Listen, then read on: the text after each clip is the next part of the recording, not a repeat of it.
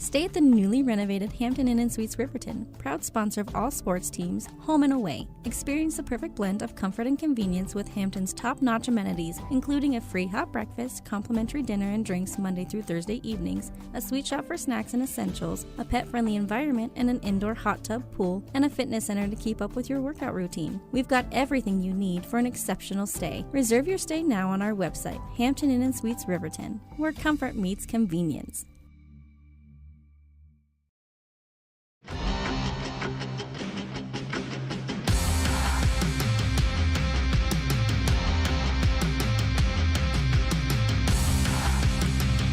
And welcome to the Hampton Suites pregame show here on WYO Today. It is another day of Riverton High School soccer.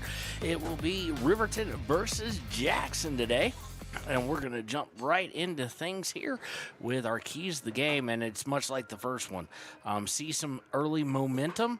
Dominate possession if you can, like the gals did the other day against Evanston, but seize momentum early, keep it, and take that to start a winning streak for the first time for the girls of 2 in a row.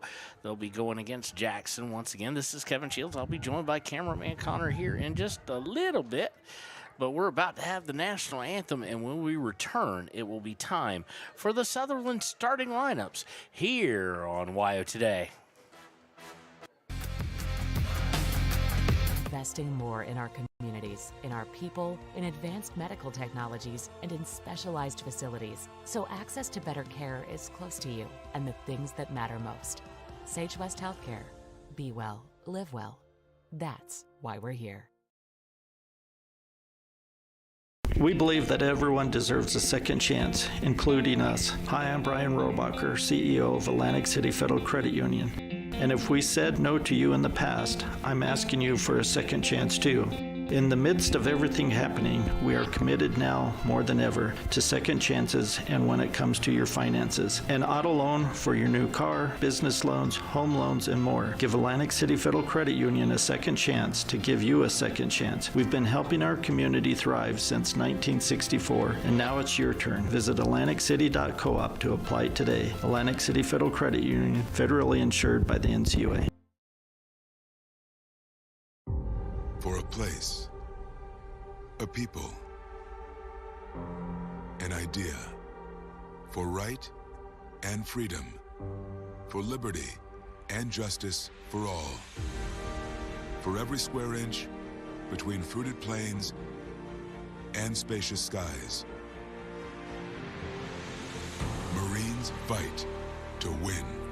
See all the battles Marines fight to win at Marines.com.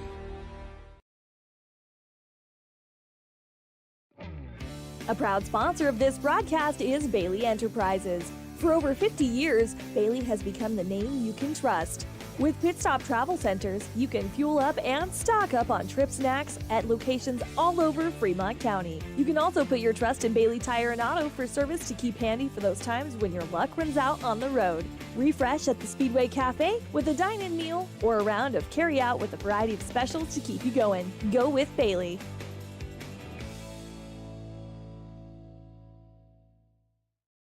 Detailing done different can protect your vehicle with S-Tech's Action Series, Carbon or Smart Series ceramic tint, plus premium ceramic coatings for maximum UV and heat protection. All backed by a lifetime warranty. Expect expert detailing to make any ride look brand new. Call 307-851-5158 today. Detailing done different. Riverton Blodorn Lumber is proud to support youth sports. Experience the Blodorn difference. Quality products, design, delivery, and expert service. Blodorn Lumber, 1202 North Federal in Riverton. Blodorn Lumber.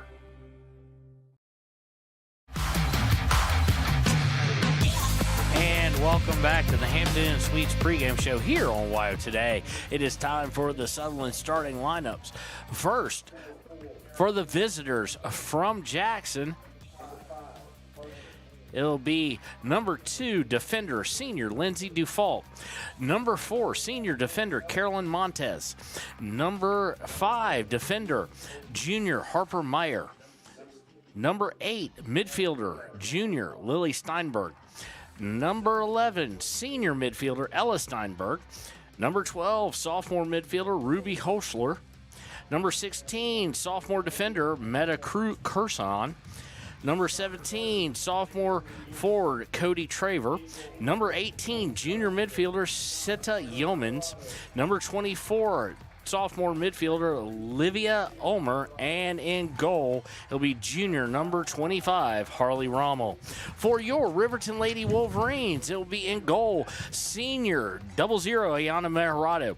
At midfield and forward, junior number 3, Celia Meharado. At midfielder and forward, junior number 5, Maya Nosip. At forward/midfield, senior number 8, Cameron Paskett. A junior midfield and defender, number 10, Decatur Yarber. A sophomore defensive midfield, Piper Anderson. A sophomore defensive midfielder, number 15, Kayla McConaughey. A defender, junior, number 18, Aspen Gordon. A defensive and midfielder, junior, number 21, Braden Mossbrucker. Defender, junior, number 23, Timbery Mathill. And a freshman in midfield, number 24, Kimber Mathill. We'll be ready for the kickoff when we return here in just one moment on WYO Today.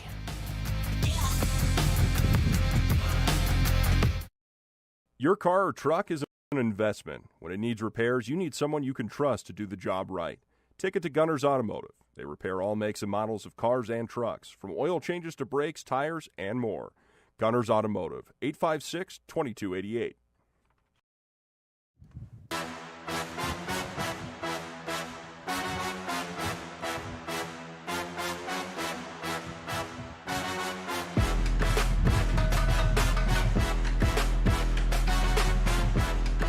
And welcome back. We are ready for kickoff. I'm going to scoot over here. Cameraman Connor will be joining us as soon as school gets out to help out. And it will be Riverton in their red kit with white numbering, and Jackson in their black shorts, white tops, and orange numbering, which is extremely hard to read from up here. Riverton will start with the kickoff. They will be going left to right on your radio dial.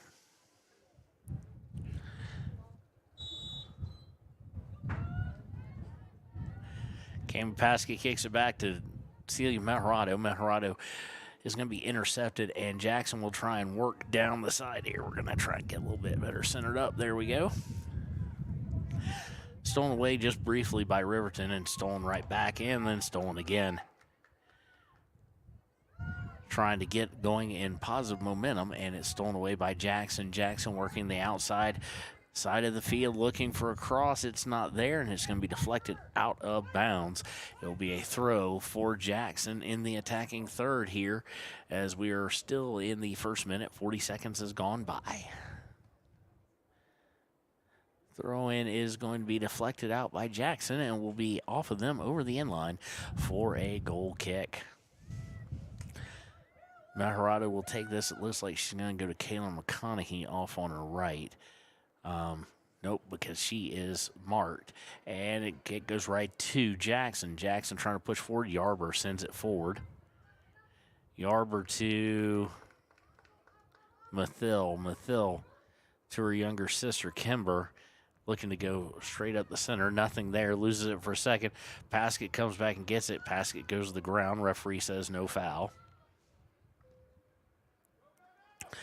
And a long pass is going to go all the way back to the edge of the box for Ayana Meharado. Intercepted off the punt. And looking to center it, and they get it up there, but Meharado able to field it cleanly before Jackson able to push forward onto it. Punt lands at Timbery Mathill's feet. She loses it, and Jackson coming back the other way again.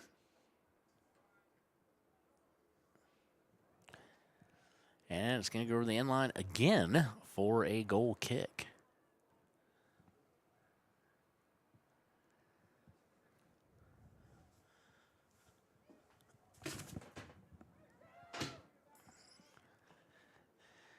Goal kick out to Kimber.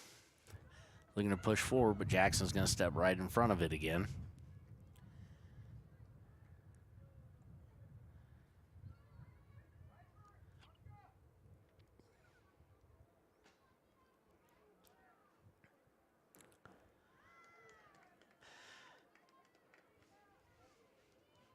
Still early, 37-20 left in the first half. Jackson so far dominating possession. Riverton unable to get out of their half of the field, in fact. Stolen away momentarily by Riverton. And now Jackson will try and work the outside here. And it's going to be sent out of bounds, and it is off of Jackson. Throw in by Riverton. Throw in is to Noseep. Noseep quickly guarded by 2, but long pass out to Timbry Mathill. Has it taken away momentarily. Piper Anderson got a hold of it. Now go all the way back to the back line. Mossbrecker fighting for it. She's going to lose that battle to Jackson, but only for a moment, as now it's taken back, and now it's taken away again.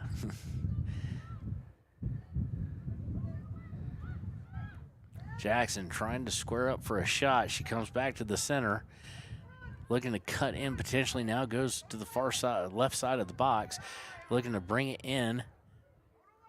Now a cross, beautiful cross, but not handled overly well.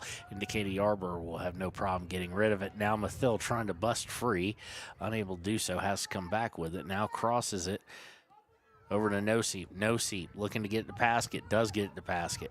Paskett trying to hit Mathill as she went by, unable to do so, and the ball rolled back to my Noseep. Noseep up to Meharado. Meharado on the outside for McConaughey. And just a bad first touch, and it goes over to Jackson. Jackson will look to come down the far side. Now coming center. Now coming to the far left again. Looking to try and square it up.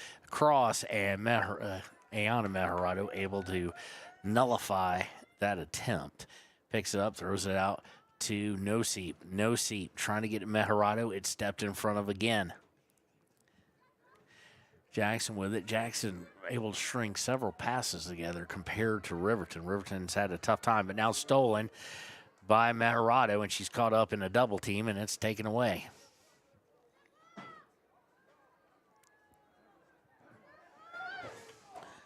Going to the far left again. They're trying to set that up, and cross is still in, and it's going to be cleared out just momentarily by Gordon. Jackson's still with it, though, and back into the box. Jackson trying to get free.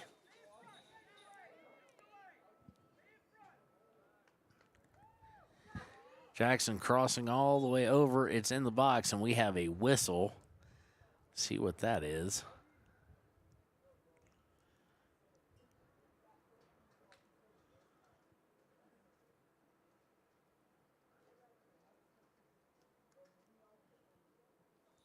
And we have a PK coming. Looks like the foul was against Aspen Gordon. And they're really going to test Meharado here. Let me see if I can zoom in for this, even by myself.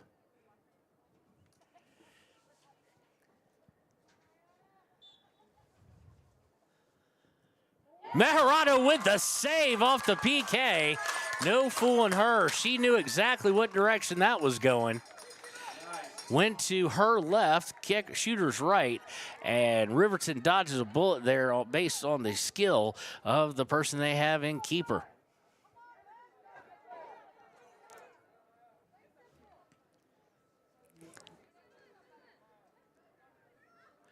Jackson with the ball again, though. Jackson just has had no trouble getting possession here and keeping it, and now they're going to come down the near side, harassed by McConaughey. Able to get it crossed just wide. Just goes through a ton of legs, and coming on the far side is Jackson. It will go out, and it will be a corner kick. So another set piece here for the visitors from the western side of the state and Jackson Hole, Teton County. Taryn Weber going to come in for Cammie Paskett. Who?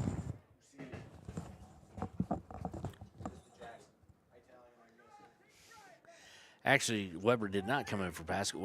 Weber comes in for Piper Anderson. Corner kick is taken, and it's going to be cleared over. Come on, go out the go. There we go.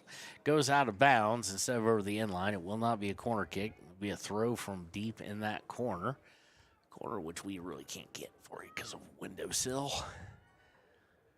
Jackson with it into field of play, crosses it. And Yarber finally says enough is enough, clears it out, goes past the last line defense on that side of the field, but Paskett cannot get to it in time first. And Jackson will come down the far side again. And we have a whistle. Looks like it's offsides.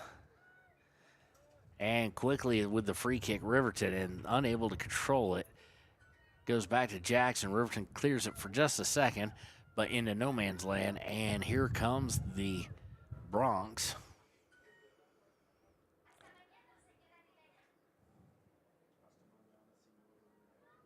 Working down the outside. Be looking for a cross here. And it is deflected out of bounds. Looked like it might have gone off Mossbrucker there. It will be the second corner, third set piece of early in this game. We're only about 8.5 minutes in, 31-23 left. Here is the corner. Headed once by Jackson. No-seep chests it away and then kicks it away.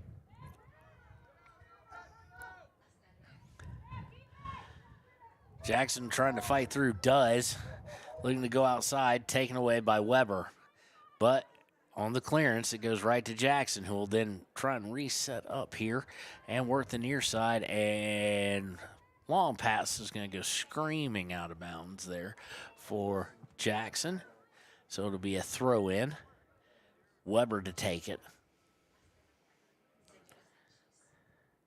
Throw in is going to be intercepted by Jackson, but they're unable to keep it from going out of bounds.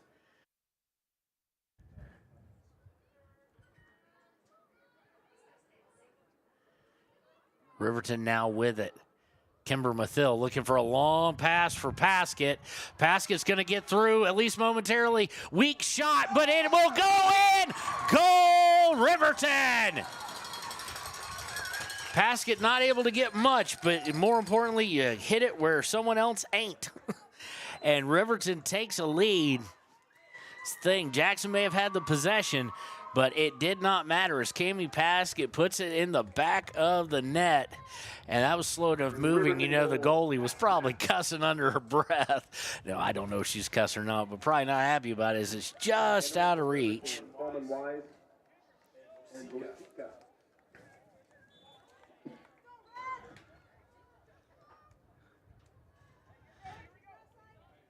Vosica with the assist.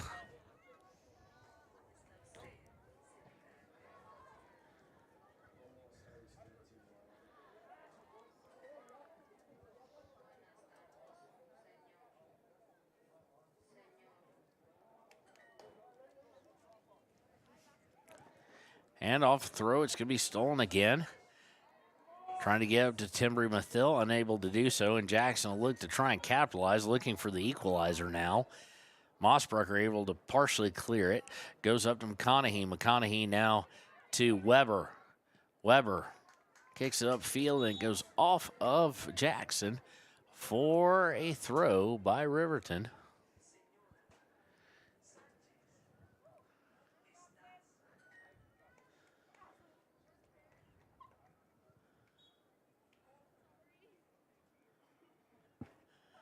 Short throw, looking for Celia Mejarado. She loses it for a sec, gets it back to McConaughey.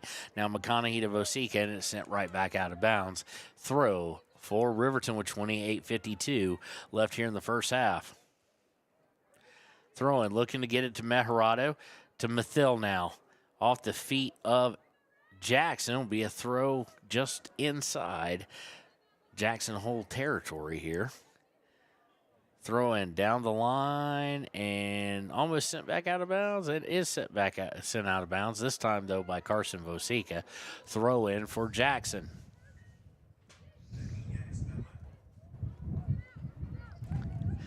Jackson trying to push up, unable to do so. Sent back into Riverton territory. Mathill unable to get. Mejarado gets it, trying to hit it out from Mathill.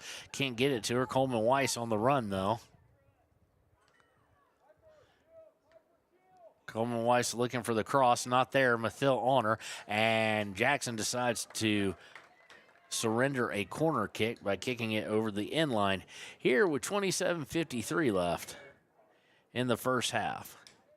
Beautiful day. A bit windy, not quite as windy as it was the other night, and significantly warmer. We're probably getting close to upper 60s, maybe even low 70s. Corner kick here by Riverton. Sent in the box, hit by Jackson, and over the end line. We'll do that again. Another corner kick upcoming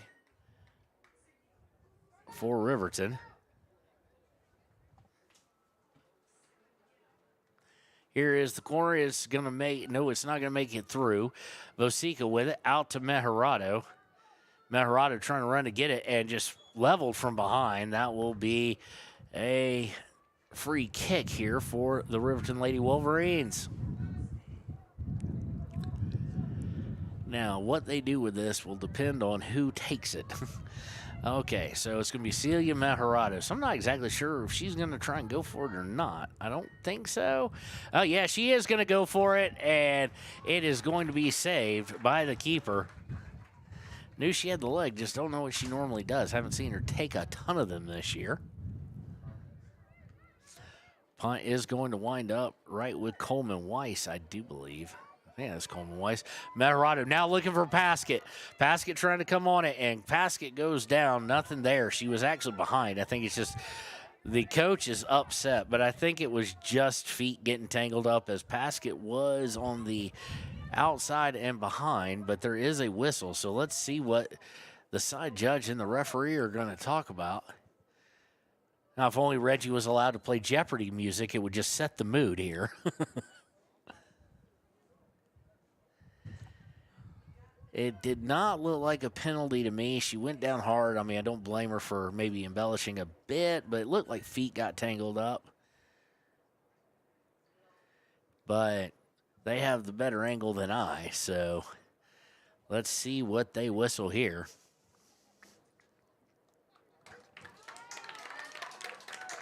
And after discussion, we are going to get ourselves a penalty kick. And I am trying my dangest to get this to work here to give you a little bit better. Nope.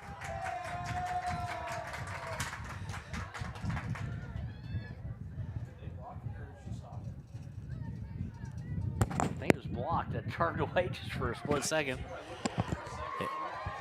It was blocked there by the keeper. So both keepers so far playing well on the PKs. And me and Rich kind of blinked at the same time. Only reason I'm saying it's blocked because the keeper did punt it. So thank you, ma'am. Check out our, oh, I'm way off. Let's get it way down here. Thank you, Janet, for bringing in tonight's program with tonight's rosters. We do appreciate that.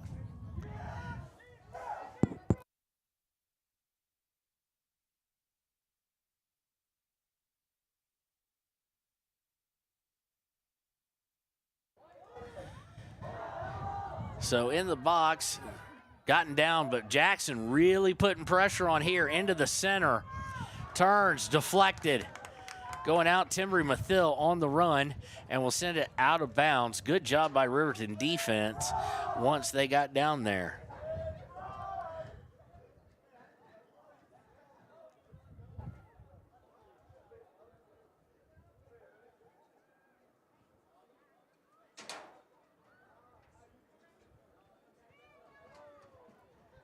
Jackson looking across, putting the pressure on like they were early. And it's going to be sent out of bounds, I do believe, by Celia Mejarado. That is her.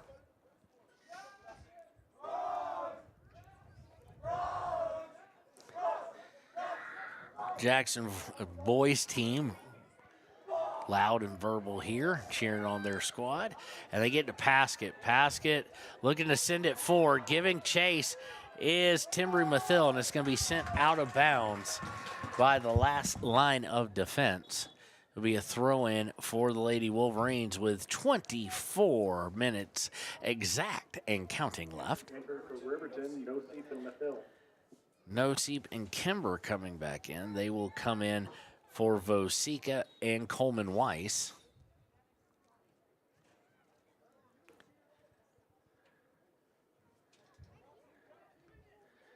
Trying to send it forward is Riverton, deflected and taken away by Jackson, but right to Aspen Gordon, who'll send it forward.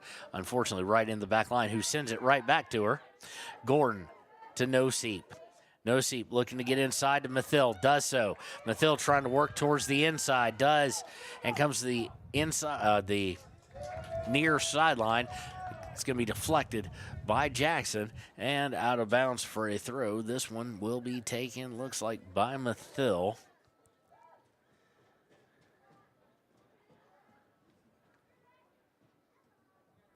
Mathil with the throw, going over to Paskett, and Paskett unable to turn on it, and she'll send it well over the inline for another goal kick for the Jackson Lady Broncs.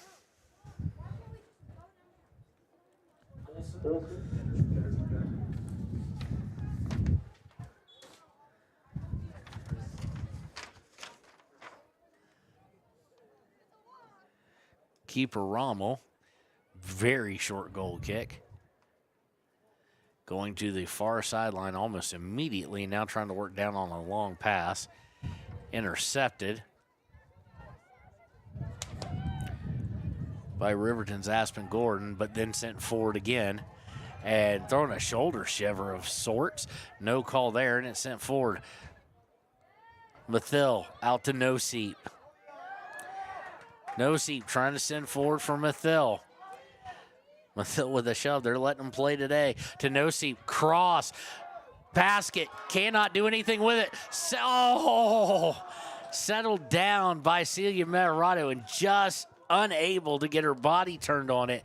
She had a wide open net. She was there along with Kimber Mathil. And just opportunity lost there. Rommel set up the goal kick after it went harmlessly off to the left. Again, 1-0 here from Wolverine Field. 21:30 to play in the half.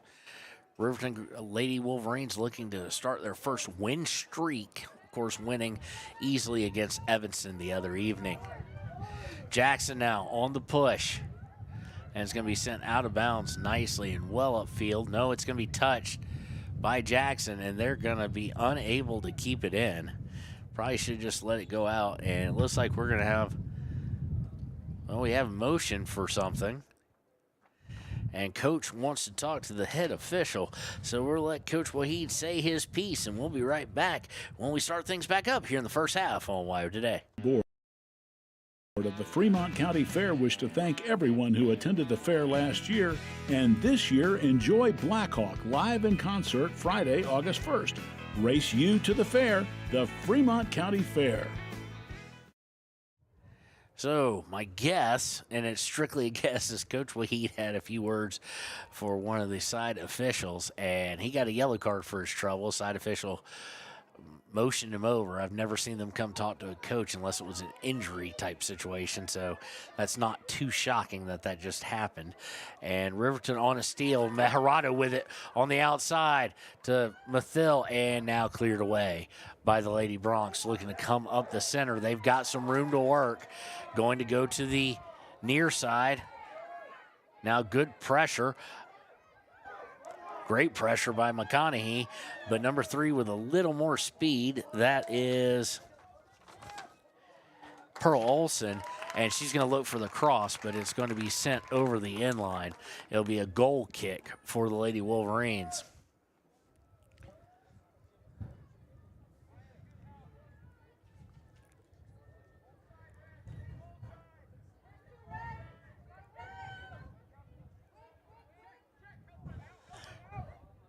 Short goal kick again, but does wind up in the midfield with Noseep. Noseep to Meharado at the center. Going outside for Kimber Mathil. Mathil looking for the pass. Gets it up to Paskett. Paskett immediately converged on and now go outside to Noseep, who's all alone. Noseep will look for the cross here. She is hounded by the defender. Does come away with it, though. Here is the cross. Winds up with Paskett. They're going to fight over it. Paskett unable to really wind up and does get called for the foul, so it wouldn't have mattered whether she wound up on it or not. 19:27 to go. It'll be a free kick for Jackson here in the first half. They trail the Riverton Lady Wolverines 1-0. On the back of what was a really beautiful goal by Cammie Paskett to just realize she could just put it on net, wasn't going to get a whole lot on it. Foul here against Riverton. And just put it where the goalkeeper wasn't, and there's no way for the goalkeeper to make up the distance. Long kick by Jackson, surrounded by both Anderson and McConaughey. Goes backwards and then secures possession. And here comes Jackson looking to work out down the far side, near side of the field. Looking for a cross, deflected by Maya Nosip and out of bounds. It'll be a throw for the Lady Bronx as they will substitute 2 players now. Coming in for them will be, I can see the 6, I think, Jappel. I can't see the other one that came in. So there's horribly orange numbers. And they're not overly big either. They're very light orange. Looking to come down the near side. Stolen by Nosip, though. Nosip able to get through one. A little bit too weak of a pass there. Now she'll give chase. She was trying to get to Paskett, but she gets it stolen away. She's harassed by 3 different players. Number 12 there really didn't play anything. Holscher played the body of Nosip. And looking deep. And we get a whistle.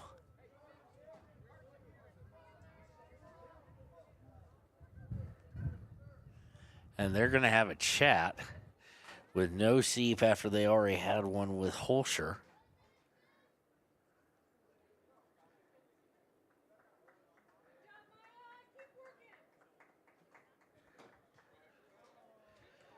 And Maya's getting substituted out anyway. Carson Vosika coming back in, as is number 22, and that is Kira Coleman-Weiss.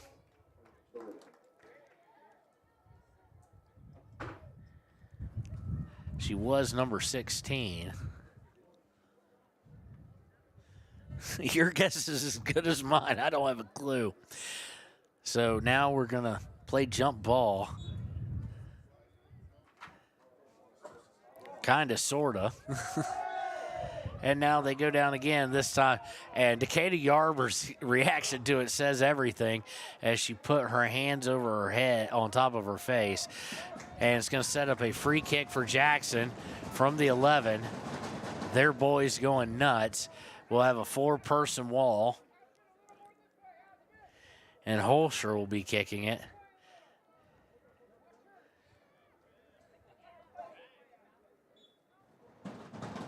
Going for goal and too high off the football crossbar. It will be a goal kick.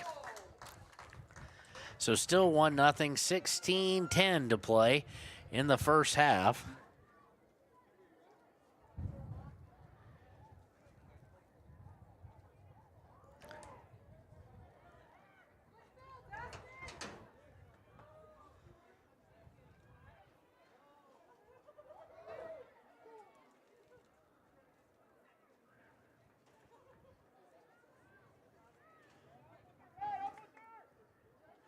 Riverton Jarber with it. She's going to send it forward. Paskett just ran over from behind, and they call it. And Riverton friends and family and fans, very glad they did because it was starting to feel a little one-sided, I think, to them. See here, it'll either be Yarber or it's going to be Yarber, Decatur Yarber taking this kick. Of course, she is a junior. Saw a lot of her last year. Played a lot more midfield and up front last year. Turned into a great defender this year as that unit kind of grows together. Yarber with a free kick. Paskett puts it over her head and back, but it's going to go over the end line and be a goal kick with 14:50 and counting to play here in the first half. Kimber Mathill coming in. She'll come in for her older sister, Timbry. As Rommel get ready to take this goal kick. Will it be a short one again? Nope, this time it's going to be a little bit further, but it's right to Carson Vosica. But it goes off of her and to Jackson.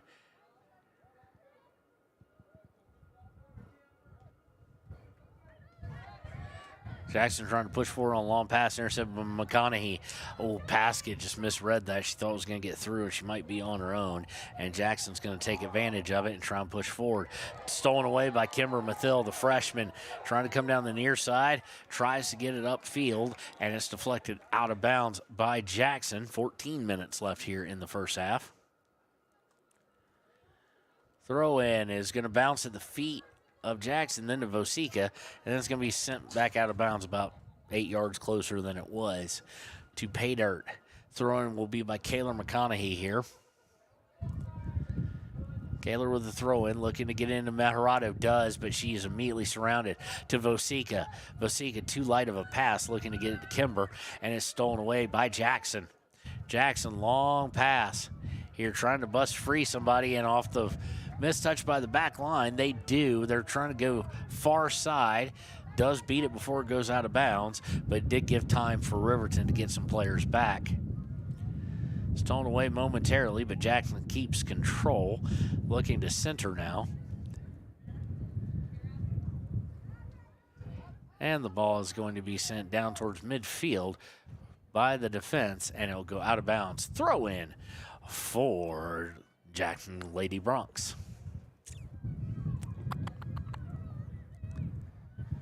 They throw forward, and Riverton will send it back out of bounds about 20, 25 yards further downfield. 12:40 left here in the first half. Throw-in's immediately going to be headed out of bounds, so we'll move 7 yards forward and do it again.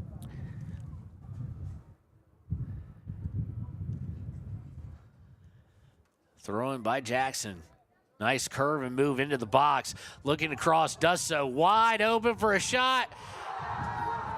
And goal. And that's a hard one to give as it bounced up off the goalpost, hit Mejorado, and then did clear the end line is what the referees are saying.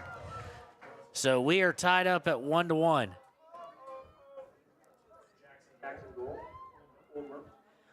Ulmer with the goal, and it is 1-1. Vosica and Coleman Weiss coming out, and we are tied up with 12:15 to play in the half. And looks like somebody is hurt on the field for Jackson. We'll take a break with them and be right back.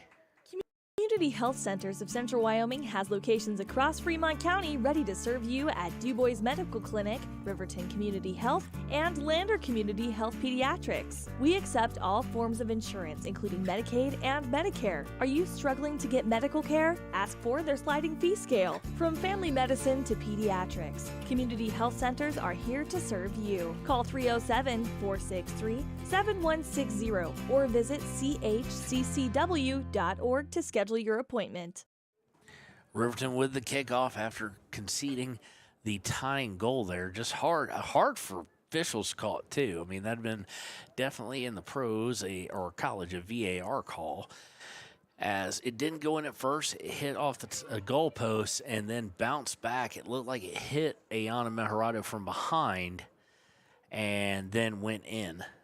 So momentum now in Jackson's camp. They've had possession most of the game. They've dominated time of possession, but Riverton had led 1-0, and it's 1-1 now with 11:37 to play.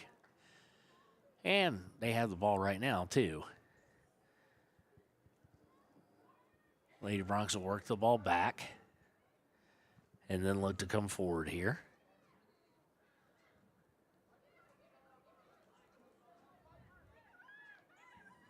Looking to work the near side.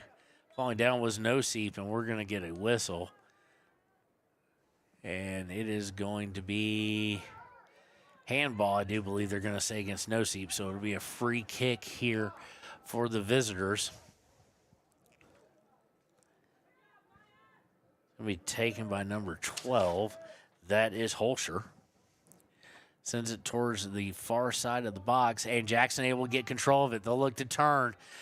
Cannot do it. Good job defensively by Kimber Mathill. Now they do turn, and it's going to go over the inline, and they're going to say it was deflected, so it'll be a corner kick. I think this is the third corner kick, fifth set piece of the day for the Lady Broncs.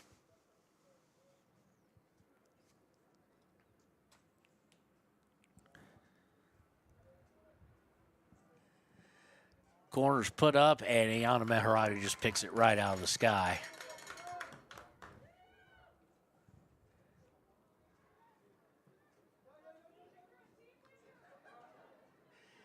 And off the bounce, it's going to be sent out of bounds by Jackson Hole. Be a throw in for Riverton. Taking it will be McConaughey. McConaughey throw in, looking for Mathill. Mathill surrounded by two. Gets it back to McConaughey. McConaughey looking to get it up to Meharado. Does get it through to Paskett, and then Paskett trying to lead Meharado just went a little too far, and it'll be taken by Jackson. Long pass. It's going to wind up with Meharado immediately. She'll kick it out, looking to get it to Noseep. Noseep trying to go over her head, and it's taken away by Jackson. And they're going to come down the near side. Looking to cross it over. Can't get anything on it. Fought for. A lot of one-on-one there, and then a shot. Nice shot there by Holscher. Bayana Meharado has it read perfectly and will clean it up. Looking to punt it out as we're now under 9 minutes to play here in the first half.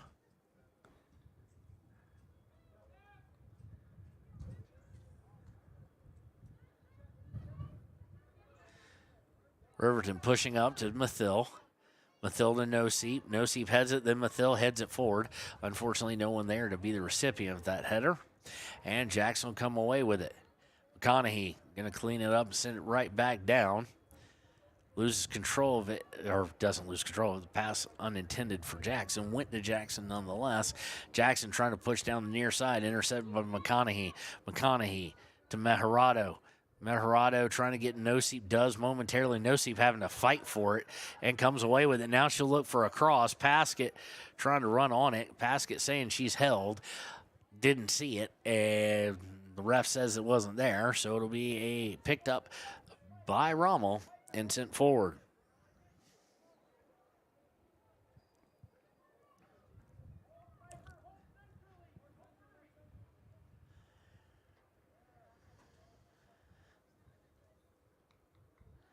Ball's going to go out of bounds after flip-flopping possession a bit there.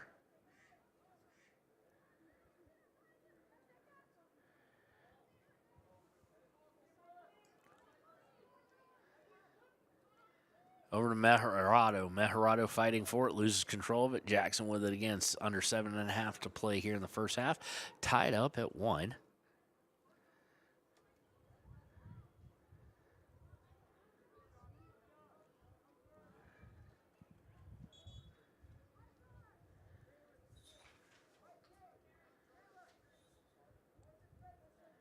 Member enters to Riverton.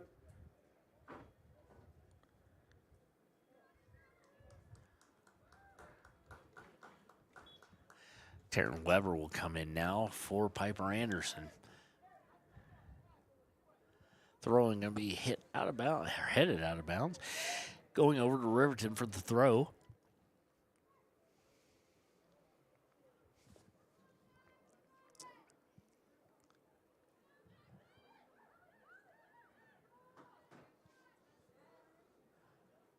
Riverton trying to get an outlet there on the far side. It's going to go over the inline.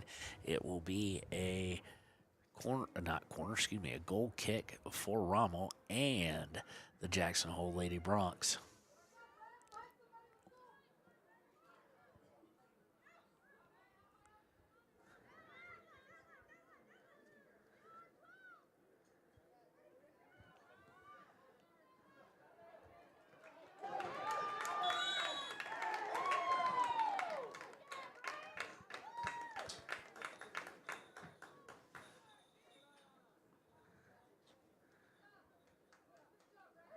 You, Anderson.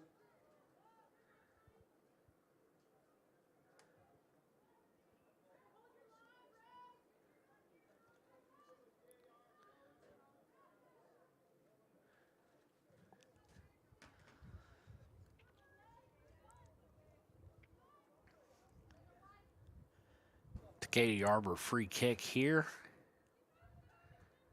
Going to be intercepted by Jackson. 5:23 left, and they're going to look for a long outlet. They've got something potentially working, depending on who can get there first. Yarber does. Yarber out to Weber. Weber will send it out of bounds wisely and allow Riverton to kind of regroup here.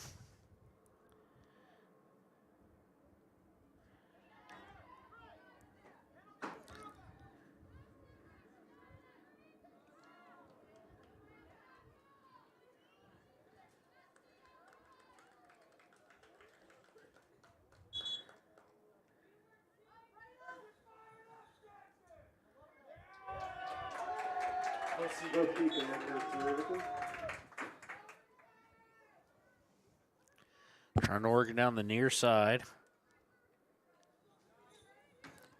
is Riverton. Go out of bounds. It'll be a throw in for Jackson Hole. Jackson Hole looking stolen by Riverton's Mathil, trying to work it down the near side again.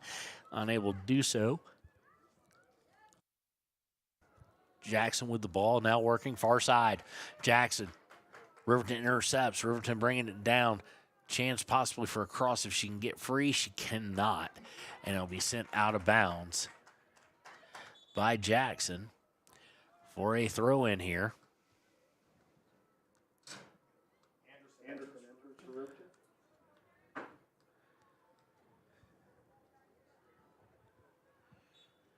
Piper Anderson coming back in. She will come in for Mindrum. Throw in, going to be sent back.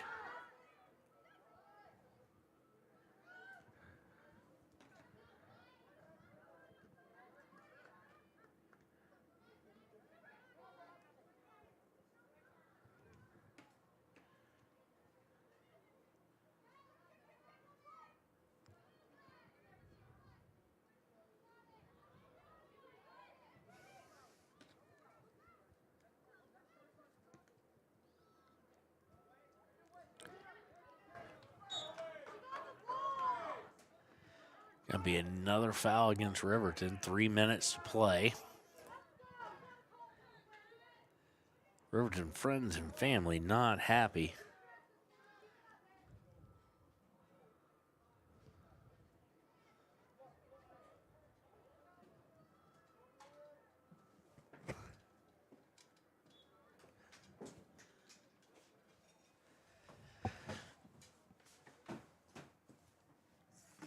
And welcome, Connor, cameraman Connor.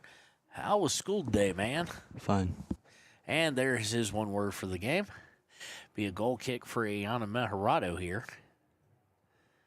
Again, 1-1. Riverton took the lead on a Cami Paskett goal. And then kind of an odd one, just barely snuck over. Shot by Jackson, wound up hitting the crossbar and then going off the back of Ayana Mejarado. Kick here is taken, and they're going to get it all the way up to Paskett. Nice job there, and Paskett's going to be ran over, and they do whistle it.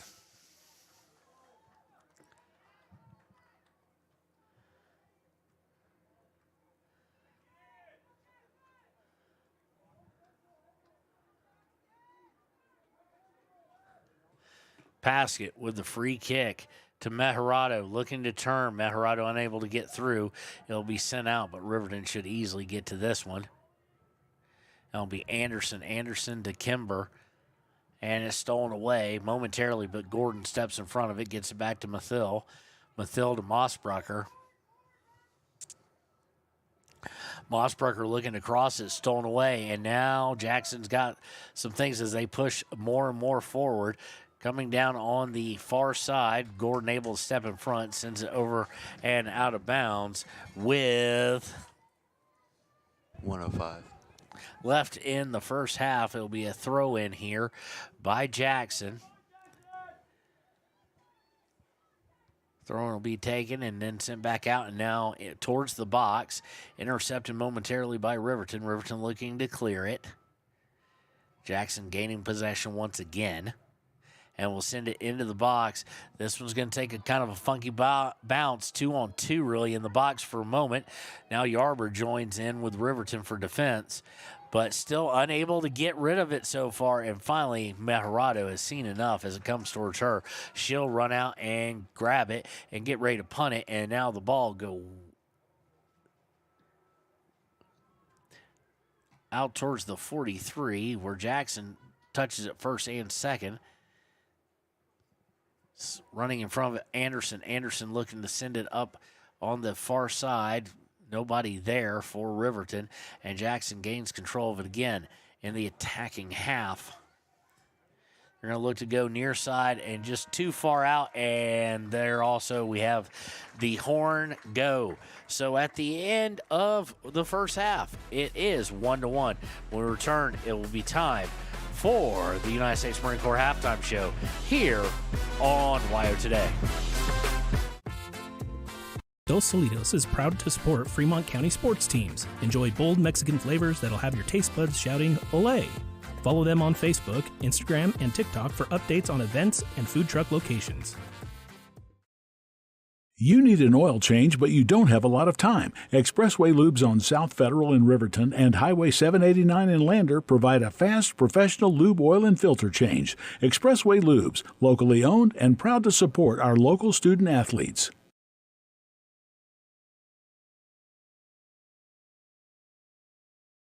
B&M Septic and Excavation offers prompt professional service. Call them today for a quote at 850-2200. They serve far and wide across Fremont County and deep. B&M Septic and Excavation is proud to support Fremont County sports. Why should your new floor come from Carpet One? Because we're passionate about the spaces our neighbors call home. We're part of your community, and we're also part of the world's largest cooperative of independently owned and operated flooring stores. So you can be sure you'll get great selection and outstanding value with every installation. Whether it's carpet, hardwood, tile, or luxury vinyl, our experts take the guesswork out of choosing the right floor. We're your local Carpet One Floor and Home, the one store for your perfect floor. Visit Lander Gambles to make your home feel like new. They will beat any competitor's price. Stop by to speak to one of the sales agents or visit LanderGambles.com. Lander Gambles will help you find the perfect product that fits your budget and lifestyle. Lander Gambles, 420 Main Street, Lander, Wyoming. Good news, DUI crashes and deaths are falling in Fremont County. We're doing better, but even one death on our roads from impaired driving, we take personally. We started the Fremont County DUI Task Force 2 years ago because we're losing too many friends, family members, and community members to impaired driving. So we've joined forces to work together to find and stop impaired drivers in Fremont County, wherever they are. And we're making an impact, but we need your help. If your summer activities involve alcohol, plan ahead and make good choices. Drink responsibly, designate a sober driver, or call Safe Ride. And don't let your friends drive impaired either, even if you have to take their keys and find them a safe ride home. Let's all look out for each other and keep everybody safe. Remember, don't risk it. Drive sober. Your tax pros at 219 East Main Street in Riverton, Wyoming can handle all your tax needs. Whatever your situation, we know what to do. Call 307-856-2256 today to schedule an appointment. H&R Block is open Monday through Friday, 9 a.m. to 3 p.m. Men have a way of doing things. A man has his way of eating, of exercising, of keeping his hands warm, and of straightening up. So, when a man faces a serious life problem like divorce, depression, or suicidal thoughts, shouldn't a man have a way to deal with that too?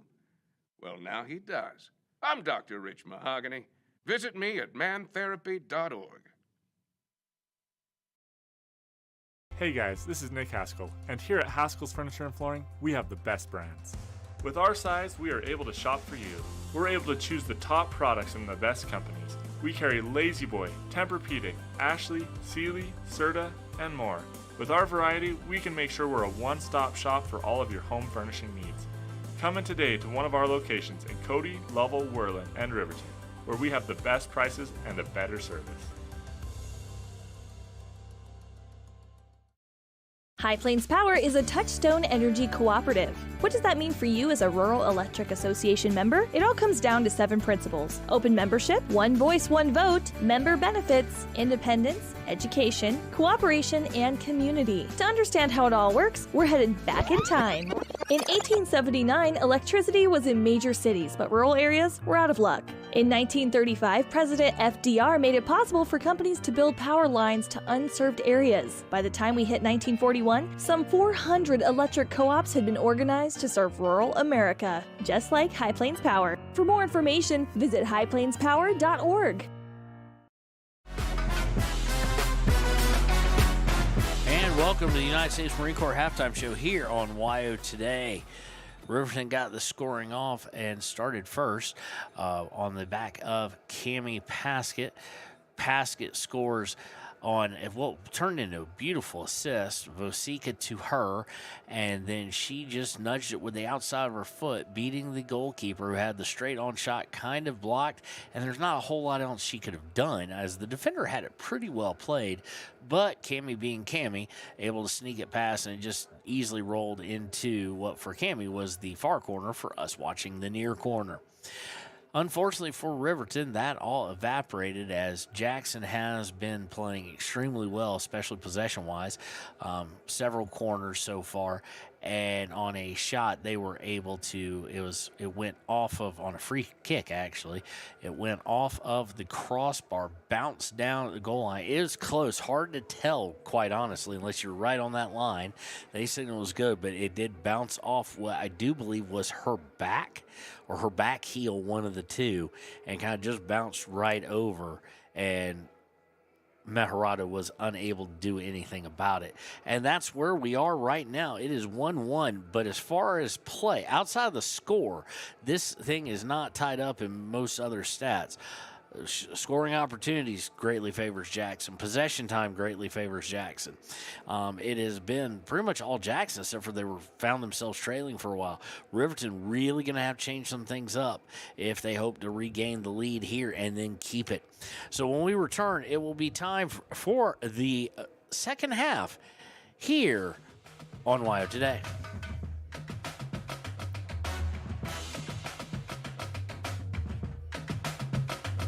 Papa Murphy's on North Federal in Riverton makes your pizza to order. Order online at papamurphys.com or in store. Delicious, fresh-made pizza just the way you want it. Papa Murphy's is a proud supporter of our local Fremont County student athletes.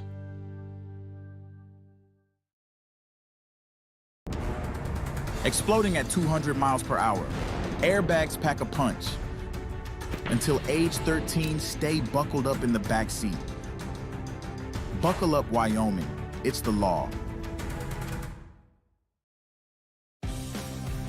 For more than 40 years, Porter's Mountain View Supply has been serving central Wyoming with top brand name spas, stoves, fireplaces, and outdoor grills. With 2 locations in Riverton and Casper Plus financing available for your purchase, Porter's offers expert advice, quality products, and service along with maintenance. Porter's, your local spa, stove, and fireplace provider in Riverton at the corner of Sunset and North Federal.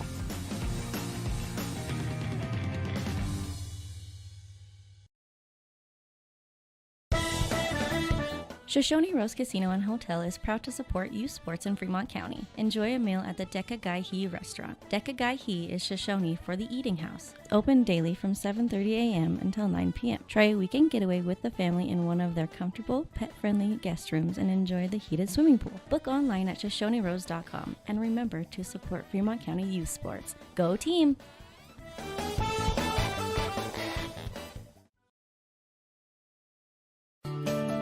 Snyder Signature Properties would like to give a huge shout out to the local sports of Fremont County. They are here to support your team and your local home real estate needs. Call today to see how Snyder Signature Properties can help you buy and sell your next property. Good luck to all Fremont County athletes.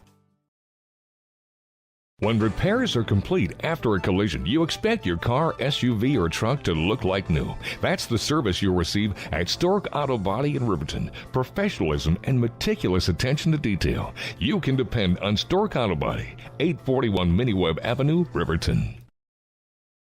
The choice is yours. Sutherland's Friends of the Family Plus Consumer Credit Card lets you choose from 5% off instantly at the register or special financing on qualifying purchases. That means no forms, no waiting, no rebates. You can choose 5% off instantly with your Sutherland's credit card. Got a big project? Choose special financing. The choice is yours with Sutherland's Friends of the Family Plus Consumer Credit Card. Subject to credit approval. Minimum monthly payment required. See store for details. Only at Sutherland's. Don't leave your future up in the air. Always wear a seatbelt and reduce your risk of death of serious injury in a crash by almost 50%. Buckle up, Wyoming.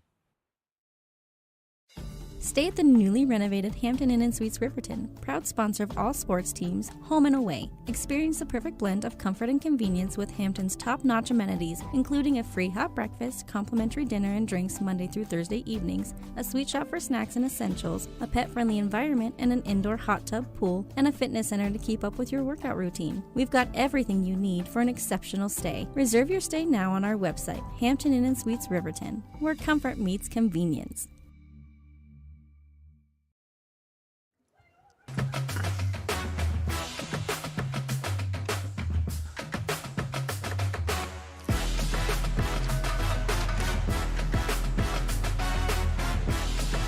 And welcome back to Wire Today's coverage of Riverton High School soccer. Tied 1-1 after the first half. We are 40 minutes away from a result. Win, lose, or tie, it will be determined here in the next 40 minutes. Jacks start with ball. They flip sides of the field. So Riverton now in the reds, and they're going right to left on your screen and your radio dial. Trying a long pass. It's going to get behind everybody for Riverton, but nobody for Jackson nearby, and Ayana Meharada will easily pick it up and look to clear it with the punt. Bounces at the feet of Celia Meharada, but taken away by Jackson. They'll send it far back. Giving chase is McConaughey. McConaughey back to Ayana Meharada. Meharada winds up with Piper Anderson. Anderson to Vosika, and Vosika has it stolen away. Vosika fighting for it, steals it right back, gets it to Mossberger, will send it down. Giving chase is Timbry Mathil. And it's going to be sent out of bounds. Good pressure there. Good forecheck if you're a hockey fan by Timbry Mathil. Mathil with the throw in. Gets it to Celia Meharado. Meharado looking to turn, cannot do it. It's going to be sent back to Mossberger. She'll try and send it forward. It goes off the feet of Meharado again and right to Jackson. Trying to work up the near side here. Vosika able to get in the way for a moment. Now it's sent down the near side. Aspen Gordon have to run back for it. She's got to be aware there's someone right on her back. It's sent out of bounds after it was stolen away by Jackson. It'll be a Riverton throw.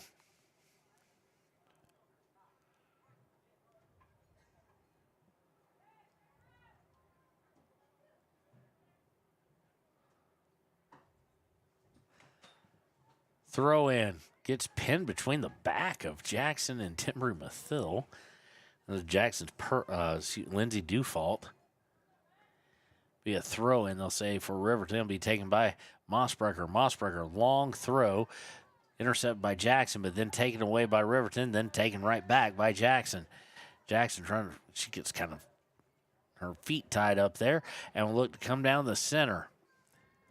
Jackson looking for a centering pass, but way too much pace on it. Goes right to Meharado, who will pick it up, walk it out, and punt it downfield. Gets it to her sister momentarily. Back to Mossberger. Mossberger looking to go towards the center for it. Trying to get to Paskett. Paskett on it now. Paskett with a nice move, and she is held. And they're going to whistle there. And it looked like he might let him play the advantage a little bit, but there was nothing to be had as Camby did get it to Cecilia Meharado, but not enough advantage to let him play. So it'll be a free kick from the 45. It'll be taken by Aspen Gordon. Gordon doesn't get enough height on it, and it goes to the first defender, who was playing way up from the rest of the line. So the Riverton expected to go further than it did. Anderson with the steal to Meharado.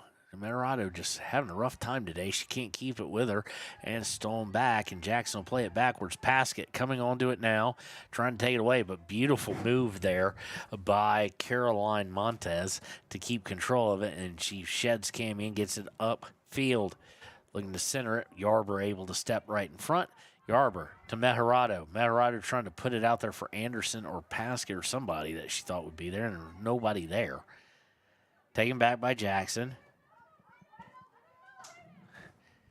Jackson trying to go near side, and it's got a lot of pace on it. Go out of bounds. It will be a throw-in for the Riverton Lady Wolverines.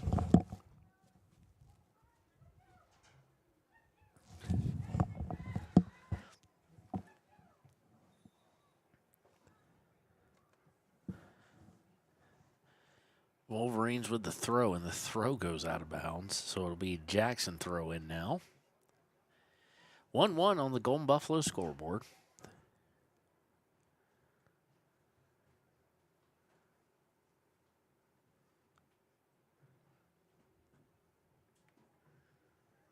In the box now, Jackson trying to push forward, and does get a little bit of a turn on that ball, that centering pass, forcing Meharado to run out and pluck it out of the air. She'll look to punch it downfield now.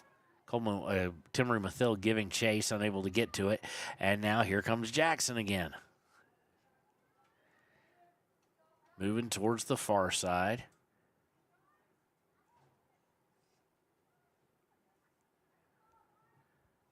First stolen by Riverton, and then blocked, and it will be a goal kick. I say it was not deflected. It was sent over the inline by Jackson. Checking in now, Taryn Weber and Kimber Mathill. That will come in for Vosika and Anderson, respectively.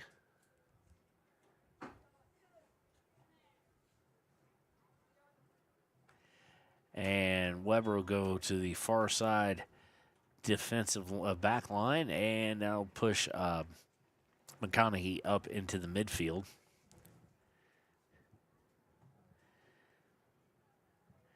Meharado with the goal kick, and she's trying to get up to No-Seep. No-Seep misses it and goes out of bounds. It'll be a throw for for Jackson, excuse me.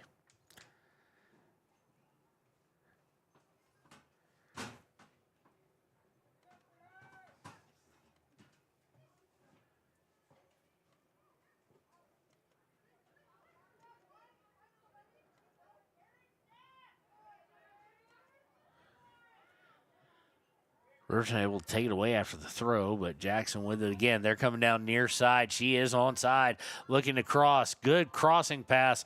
Just a little too much pace on it for anybody to handle, and Jackson will lose control of it and have to go back for it. Taken away by Meharado, who will send it forward.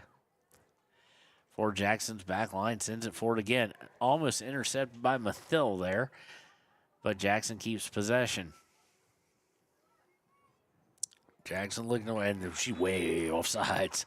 Flag goes up on the moment the pass was on its way, and it is offsides against the Lady Bronx here with 03 left. And yes.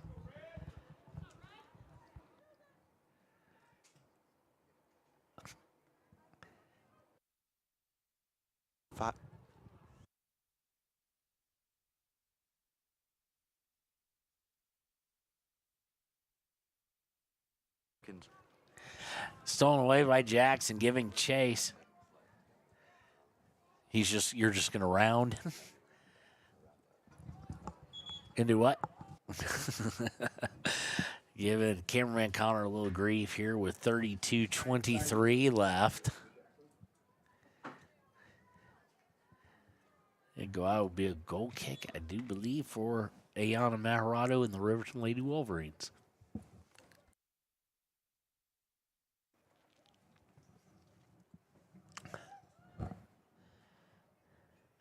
Riverton has struggled to find possession this half as well, obviously. There's been kind of a reoccurring theme, and there's a long shot from Jackson for steal after the goal kick. Ayana Mejarado hasn't played perfectly. And really about the only way I've seen anybody really have a lot of success against Mejarado, and a lot is very judicial term here, is when they've gone high. Same one that caught the crossbar. That's you go high. Mejarado she's not overly tall, and she can only jump so high. So if there's any place you're going to be able to try and take advantage, of course, that's a small window, as we see most of them not get it on target. Riverton trying to work it up the sideline, sends it too far and too fast for Kimber Mathil, and it will go out of bounds. Looks like Piper Anderson looking to come back in here. And this one's stolen away by Timber Mathil, and Riverton wanted the handball there and trying to get the Mejarado. And again, and this is where you kind of need to see these passes cleaning up a bit, is they're too soft.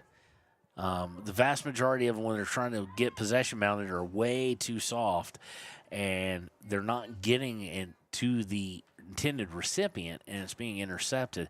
And this is, quite honestly, I think they'd tell you the same thing. I know the coaching staff probably would too. This is way too talented of a team. This is a very talented group of young ladies to be bothering with that in game number 6. First couple games, everybody has that problem. It's either too hard or too soft. But it's been a lot too soft here. And it hurts getting possession. They can't string together 3, 4, 5, 7 passes. As Piper Anderson will come in, she'll come in for Braden Mossbrucker. And Piper will go to midfield, and now send McConaughey back to the back line again. Throwing will be by Weber. Throwing is to No-Seep off her chest and then taken away. And sent right back out of bounds. About the same spot that Weber just threw the ball in the first time. Throwing to Mejarado. Mejarado back to Weber. Weber sends it forward, trying to get to Paskett. Paskett able to head it forward, and now they've got something potentially working. Paskett giving chase, and it's sent out of bounds deep in the attacking third of Jackson Hole. Be a throw in here. Looks like Paskett's going to take it. Paskett into No-Seep. Clears her, but now it's in front of everybody and in front of the box. Unfortunately, Riverton unable to get a boot on it. Jackson eventually does clear it. Yarber playing up, and they're going to say a foul against, I think that's going to be against Ella Steinberg, the senior midfielder for Jackson. So it's up a free kick. I think Yarber's going to take this one. From about 37, let's see if she can get it over that front end, get it into a little bit of chaos with Riverton feet around it. Here comes it does not get past it, just a little bit too low. Get over, but Jackson is going to have to send it over the near sideline. It'll be a throw in. Looks like it's going to be taken by Kayla McConaughey. Kira Coleman-Wise coming back in. She will come in for Maya No-Seep. Throw in. Gets Timber Mathil's head now to Cammie Paskett. Cammie trying to work her way around. They're playing physical, and it's going to go over the end line. Let's see. Corner kick it is. So good job by Paskett. Good pass by Mathil off the back of her head. And it'll be taken by Paskett. Here, we would give you a shot at her, but there's a windowsill in the way. And this one's going to go right off Paskett, a foot, and into the defense. And the defense is going to send it right back over the end line. We will have yet another corner kick. Riverton looking to get that one and replace it with a 2 off the Golden Buffalo scoreboard. Short one this time to Katie Yarber. Back to Paskett. Paskett, curling shot. And that's chaos in front. Riverton turns, goal! Timbry Mathil buries it in the back of the net. An absolute chaos on a play. I could have sworn they were going to throw a foul as they let, I think it was Celia Mejarado just kind of truck Rommel a bit.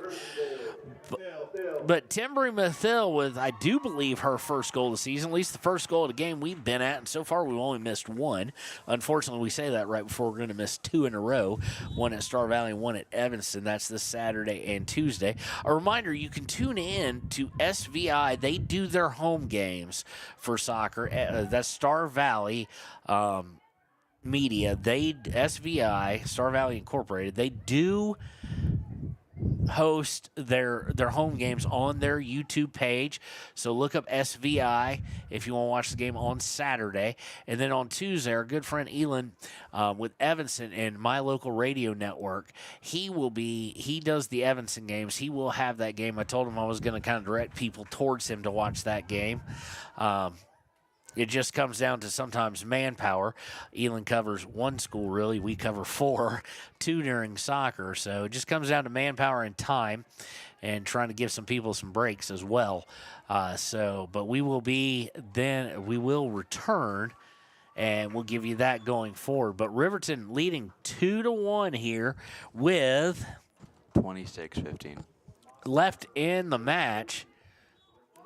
And so far, possession hasn't really mattered as it's been dominated by Jackson. But Riverton's been extremely efficient. That's a very nice way of putting it and very accurate, where they have not wasted a whole lot of opportunities. Fighting for the ball, and they're going to argue about it, it looks like. And finally, they are going to whistle that it is a Riverton throw.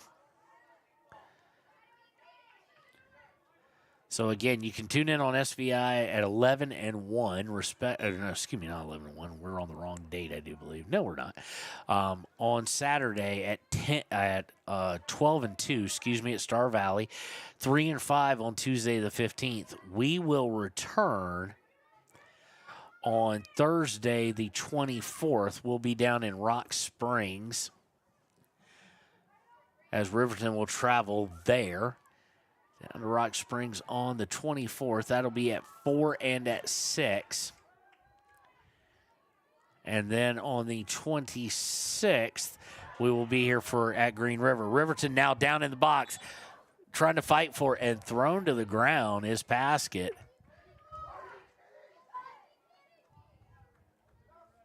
And she is down. Let's see if trainer or coaches are going to go check it out. They're being motioned by Noseep. And we'll take the break with them. 2-1 Riverton here in the second half from Riverton Field on the campus of Riverton High School. You with breaking news live from the Pepsi Wild Cherry aisle. Carol, can you hear us? Steve, I've never seen anything like this. The bold, refreshing, and bursting with cherry deliciousness of Pepsi Wild Cherry is, well, let's just say everyone is getting wild. Getting wild? That's right, Steve. There's dancing, binge watching, and is that a slip and slide? They're really putting the wild in Pepsi Wild Cherry, and this on-the-scene reporter can't wait to pop, lock, and drop it. Pepsi Wild Cherry. Go ahead. Get wild. Take the next step in higher education at Central Wyoming College. Offering 2- and 4-year degree programs in a variety of fields, Central Wyoming College in Riverton is transforming lives and strengthening communities through learning, leadership, and connection. Living well isn't just about things. It's about the things that matter. Your family, your friends, and your health. For decades, Sage West Healthcare has been committed to improving the health and care of our communities. Today, we're investing more in our communities, in our people, in advanced medical technologies, and in specialized facilities, so access to better care is close to you and the things that matter most. Sage West Healthcare. Be well, live well. That's why we're here. And welcome back. Cammie, being escort, did get off under her own power. Not sure if she got kind of eye poke, dragged across the face, or hit her head as she fell down. But she was down there for a second. Noseep motioned over the trainer and the coaches. She did walk off on her own power. She goes to get water. She's not being looked at too awfully closely, it doesn't look like. So we'll see if we do see her again. And the foul was against Cammie Paskett, oddly enough. And the free kick's going to go off of Mossbrucker about 30 yards further downfield and out of bounds. So it'll be a throw-in for the Lady Broncs. Throw-in Sent forward by No Seep. Fought for and lost by Riverton. By Carson Vosica, who looks to have pulled in the middle. And now Decatur Yarber's going to go through Jackson Old Bronc to head it. And Yarber's going to get called for the foul. So set up a free kick here. Connor, try and get the goal in that shot because she's going to go for it. And there she goes. And Ayana Mejarado able to just not even move, just put her hands up and grab it out of the air. And what do we have going on? I'm completely confused now.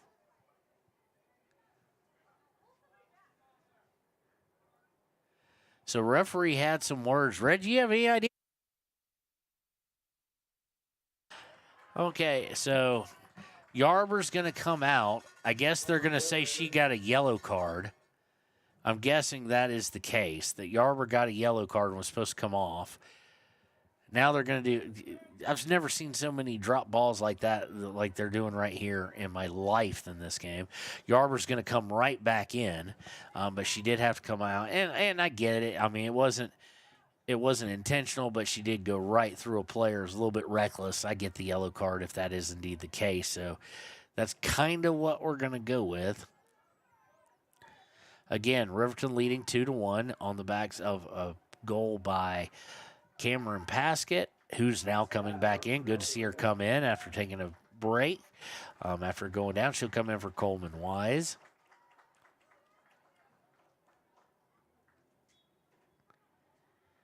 And Timbery Mathil with her first goal of the season. Now they're trying to get up to Cammie. Cammie trying to turn. First touch was a little bit hard, and it goes out of her reach, but it is sent out of bounds by Jackson. With 22-25. Left to play in the match. Paskett trying to work her way down and able to force off the throw. Trying to work down the far side. Does force the corner kick. Does see if Riverton can continue this efficiency. Pretty much every time they've had any kind of sustained pressure, they've scored. And that should tell you they've only had a little bit of it, scoring twice. Paskett will put it down here. This one's going to be high and curving a little bit outside off the chest. And giving a run onto it is Piper Anderson. She's not going to get to it first, though. And now here comes the counter by Jackson, working the near side of the field. Good job. It just ran out of gas, quite honestly. Sent a little too far forward, but Caroline Montes was huffing and puffing as she'd ran about 70 yards. Has some great speed. Just that's a long way to run when she's played, I think, the entirety of both halves. Throw in, trying to get to Noseep. Noseep has the advantage. Noseep working down the near sideline. Sent down, gets back up, cross to Vosica. Vosica to Paskett, and just played a little bit too hard. It'll go right to Rommel, the keeper, with 21-03.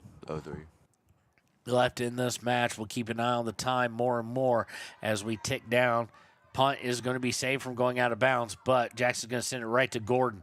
Gordon trying to work her way through. One defender does so, but then passes it to another. But Mejarado with a nice steal. Mejarado out to Vosica. Vosica on the far sideline looking to go to Paskett. Back to Vosica, and she misses it as she tries to come up the far sideline. It will be a throw. Oh, they're going to say deflected. That's why she missed it.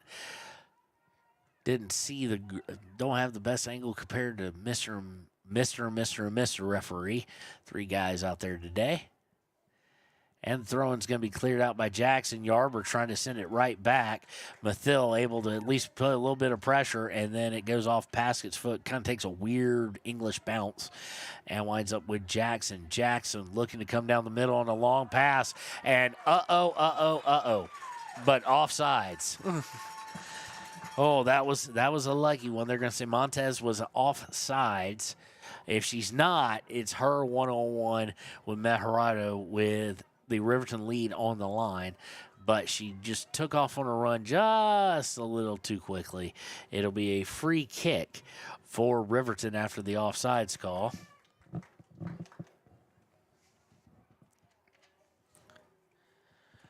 taken by Mossberger, going to send it way down the field into the box, and it looked like Riverton wasn't expecting that either. There's no one was even running on it. Picked up and punted by Rommel. Off the feet of Anderson to Jackson. Jackson trying to work the near side. And they want a handball, and they get it.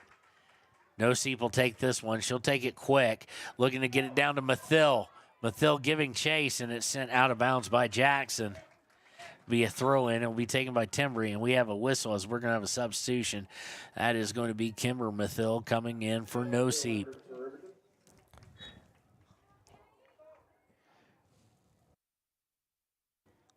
Throw-in by Mathill going towards the box.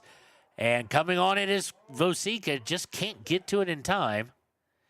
And it's going to go all the way out of bounds on the other side. It'll be a throw-in for Riverton. Basket seemingly favoring the left leg a little bit, it seems. Just a tad, though. Inbound is to Maharado. Maharado back to Vosika. Vosika looking to go back to Kaylor McConaughey. Does so. McConaughey up to Mathill. Mathill having to fight for it. Loses control of it. Trying to work free, but Mathill doing what she did in basketball, just being a defensive nightmare without the ball. And it's going to be kicked by Jackson all the way across the field, go out of bounds. The intended recipient was Ella Steinberg, and they're unable to get it to her. So it'll be a throw-in taken by Mossbrucker.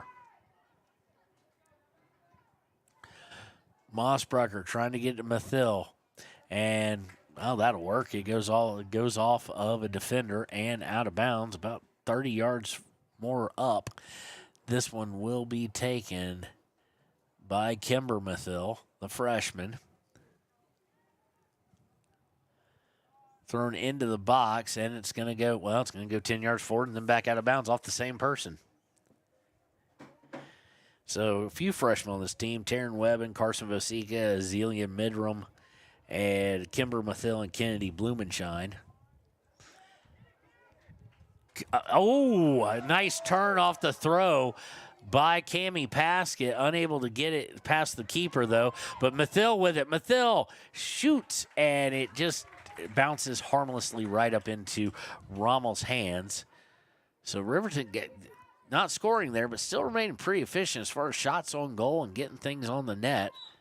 And that's going to be a handball again. No, they're going to say that is a foul. They'll go against the previously mentioned Steinberg, senior midfielder.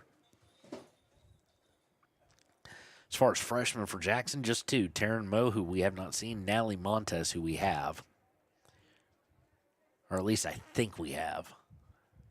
Free kick here by Mossbrucker after the call.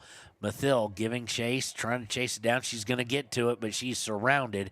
And Jackson will surrender a corner kick as they didn't like what was happening. It'll go over the end line. And it looks like Cammie Paskett will take this. And no, they want Paskett up toward in the box. Noseep will come in for Carson Vosika. Lindsay Dufault will come in as well for defensive purposes for Jackson. Got it. Why are we stopping the clock with 15 minutes? They won't stop the clock with 15 minutes. On the ball.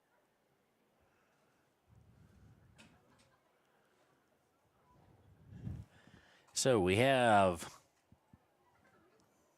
15:57 left here in this match. Corner kick coming up. Taken by Kimber Mathill. It's a good one into the box. It's free, and it's going to be blocked out of bounds by Yarber as she was trying to fight for it. It deflects off her and out of bounds, but good set piece there. Good ball by Kimber Mathill. Rommel with the very short goal kick.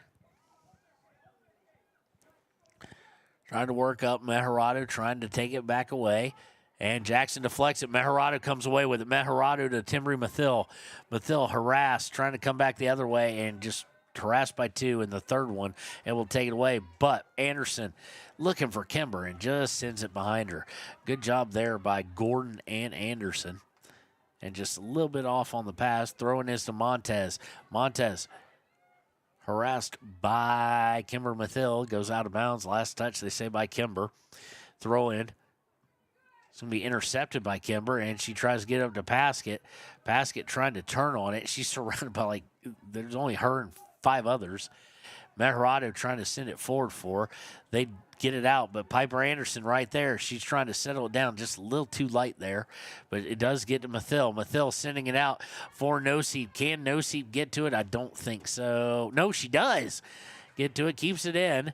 Noseep looking across. Meharado trying to come onto it and is kicked out of bounds by Jackson Lady Bronx. It will be a throw-in for Riverton with 14-19. 14-19 left. Throw-in goes to Noseep. Noseep turns, crosses to Paskett. Paskett just unable to get much onto it, but it does go as a shot on goal. Beautiful pass there by Noseep. Ball's kicked pretty far downfield. Aspen Gordon trying to get to it. She's got to beat 2 to it, and she's going to deflect it out of bounds. It'll be a throw-in for Jackson Hole. Throw-in going to be taken by Dufault and taken away by Kimber. Kimber to her sister Timbry. Timbry up to Meharado. Meharado didn't realize how much she had behind her, I think. And, just a mental error there between Timbry Mathill and Celia Meharado, 2 veterans of the squad. They just kind of let the ball sit there, and Jackson able to come away with it as they both had a good play on it. Jackson trying to work forward off the mistake. Coming to the center is Holscher. Holscher trying to get through and rubbed off of it by Miss Piper Anderson, showing that she has some strength to her. But Jackson comes right back with it, sends it on a pass to the near side. It goes out of bounds. Throw in for the Lady Wolverines with 12:55 left in the match. Reminder, stay tuned. Click our ticket post-game show right after that, where we give away the Gatorade Good Sport / Good Effort Player of the Game and the Papa Murphy's Player of the Game.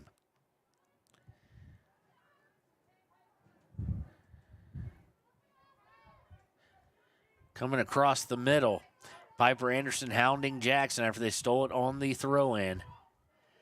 And Anderson able to clear it out at least momentarily.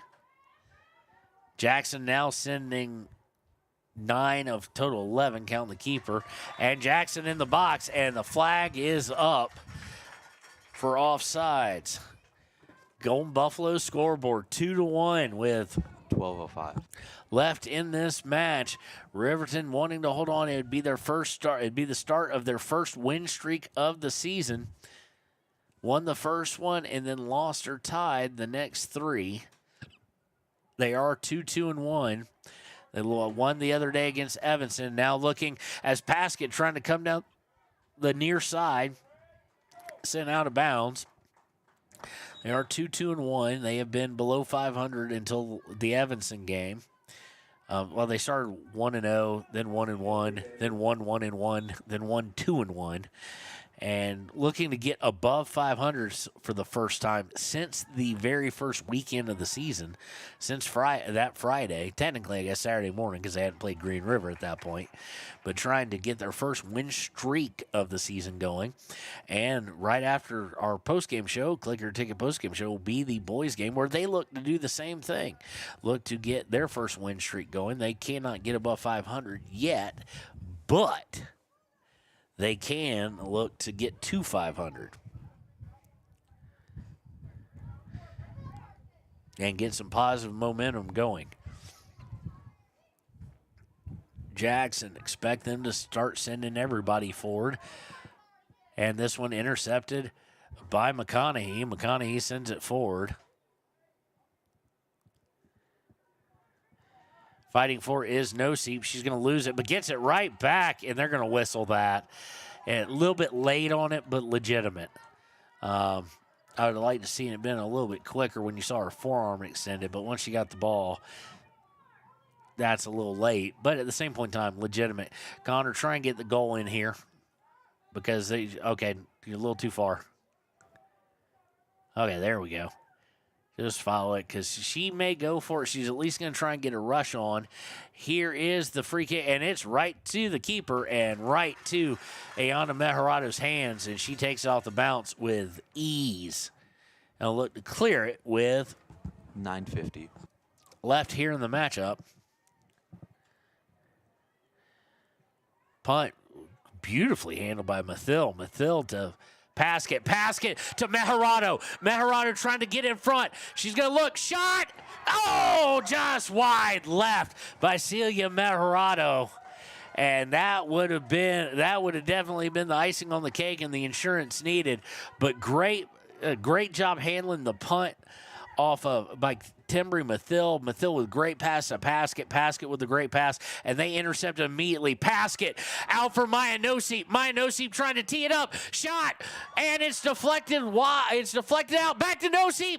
She puts it, just wide right. Riverton really putting the pressure on here, looking for that insurance goal. Nosip and Celia Mejorado with opportunities, and Kimber Mathil will come back in the game. She will come in for the freshman, Carson Vosica. Freshman for freshman, actually.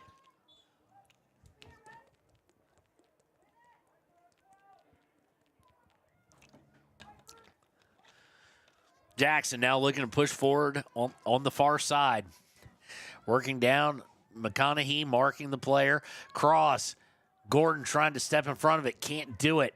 Jackson going down towards the corner now. And they are going to draw the corner kick off of it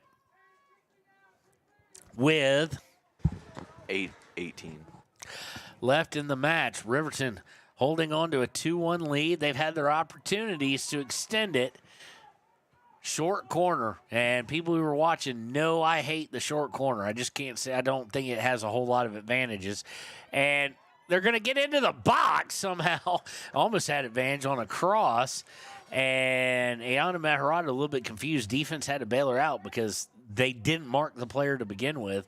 It will set up a corner in the near corner. I think we can get that one. Okay, so near corner. Watch out, Connor. It likes to spin. It likes to not stay there. So here is the corner.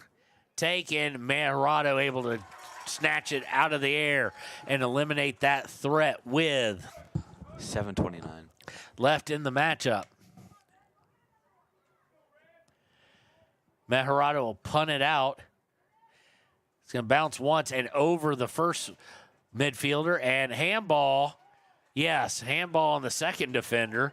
And looking to get it out quickly, Mejorado, and just Paskett throwing her arm up, but just a little too far out. Could have taken some time there. I'm surprised they went as quick as they did with the lead. It's going to be sent out of bounds here on the near side by Mossbrucker. It'll be a throw-in for Jackson. Throw-in's going to be taken by Dufault.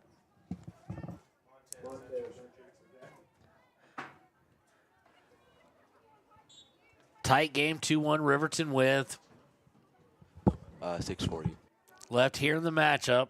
Riverton trying to hold on. Paskett with a nice steal. Paskett to Mejorado. Mejorado look to go to the far side. Now will come the near side for Kimber Mathil. Mathil loses control of it momentarily. Trying to get it back. Fighting for it hardcore, and it's going to go out of bounds. It'll be a Riverton throw.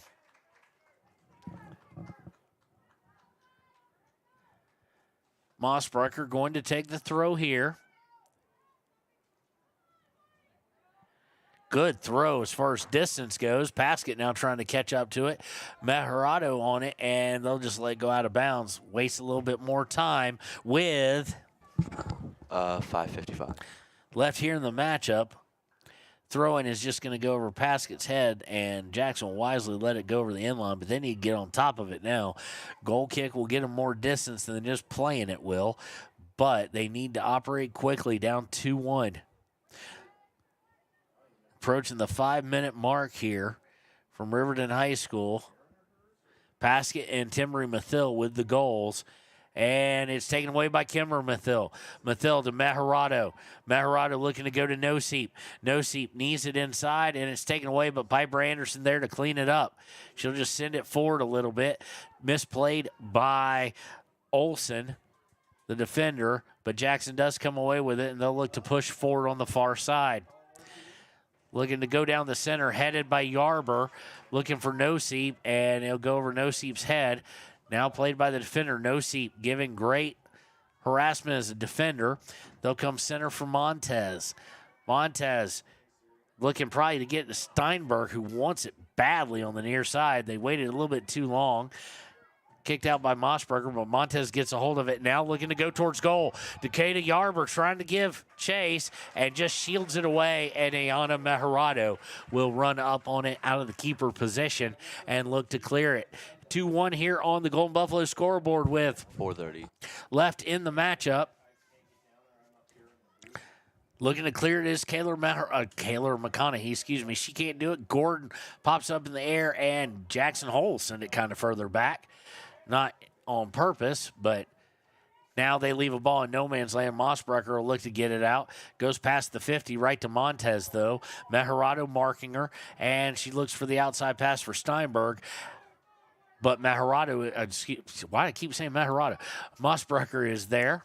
Mossbrecker looking to go to Piper Anderson, stolen away by Jackson. Jackson now with something working, trying to beat Decatur Yarber, who will not be beat, and gets it over to Maya Noseep, who will kick it out of bounds and allow that defense a chance to reset with 3:40 left in the matchup. And Riverton with the slight lead here, 2-1 on the Golden Buffalo scoreboard. Throw in, Mathil marking the Jackson player, gets it. They look to center. Montez has a good bit of room, looking to get off to her right and taken away momentarily by Kimber Mathil. Now it's free to Yarber. Yarber up to Mejarado. Mejarado now send it well downfield. Good job by Celia there. It'll go out of bounds at around the 30-yard line on the Jackson Hole defensive side.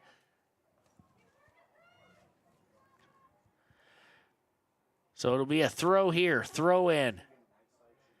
Mejarado fighting for it. Forces the player to go outside. She beats Noseep. Kayla McConaughey back there gets beaten as well. And now they'll look to center it.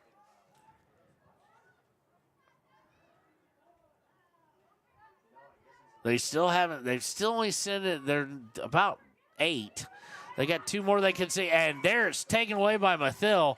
And the only thing you'd wish she'd done is she had room to kick it downfield, sends it out of bounds at the 40 on the Jackson Hole side of the field. You wish she'd been able to somehow just keep that from going out of bounds and just keep rolling. Throw in, beautifully done, looking to work the near sideline, and it's going to go over the end line for a goal kick. They're going to say last touch by Jackson with 2 minutes left in the matchup.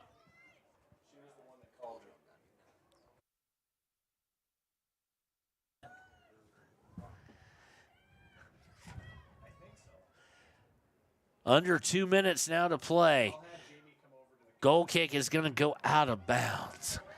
Be a throw-in at the Riverton 35, and Timbery Mathil sends it down, and it's going to be sent out of bounds by Meta Curzon, sophomore defender for Jackson. So it'll be a Riverton throw, and it looks like Mossberger will take at least as much time as they'll let her. Throw in, looking for Paskett, over Paskett's head on the bounce, and Paskett's going to get a hold of it. Coming downfield, and they got that. The Jackson Hole player got that. We do have a good angle on that. The ball was not completely out of bounds, and they whistled it out. It'll be a throw-in for Jackson. Paskett played it perfectly, but sometimes the calls just don't go your way. Throw in. And she was standing out of bounds when she touched it, so it'll be a throw-in now for Riverton with 53 seconds left in this matchup. Riverton with the ball and the throw taken by Mossbrucker, looking to get it bound to Paskett. Threw it down towards the end line, which you should do. Popped up, and it will be a throw for Riverton with 36 seconds left and counting. Kimber Mathil take it a little quick on the throw there, trying to get down to Paskett. Paskett will let it just go over for the throw with 25 seconds left. Throw-in can't be controlled by Jackson, and that may do it as they send it out of bounds.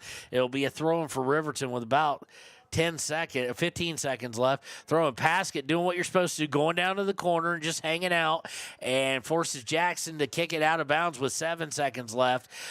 Throwing by Paskett to Matarado, who goes to the corner with 1 second, and that is the match. Your winner from Riverton High School, the Lady Wolverines, 2-1. When we return, it will be time for the Click It or Ticket postgame show here on YO Today.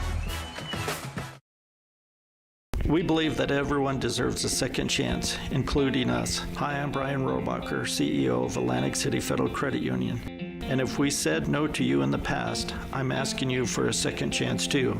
In the midst of everything happening, we are committed now more than ever to second chances and when it comes to your finances. An auto loan for your new car, business loans, home loans, and more. Give Atlantic City Federal Credit Union a second chance to give you a second chance. We've been helping our community thrive since 1964, and now it's your turn. Visit AtlanticCity.coop to apply today. Atlantic City Federal Credit Union, federally insured by the NCUA.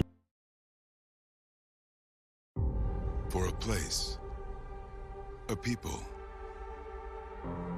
an idea, for right and freedom, for liberty and justice for all.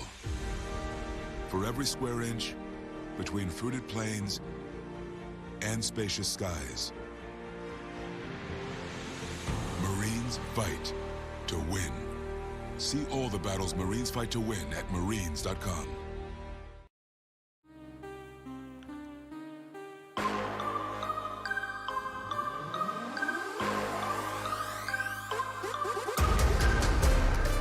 And welcome to the Click It or Ticket postgame show here on YO Today Media.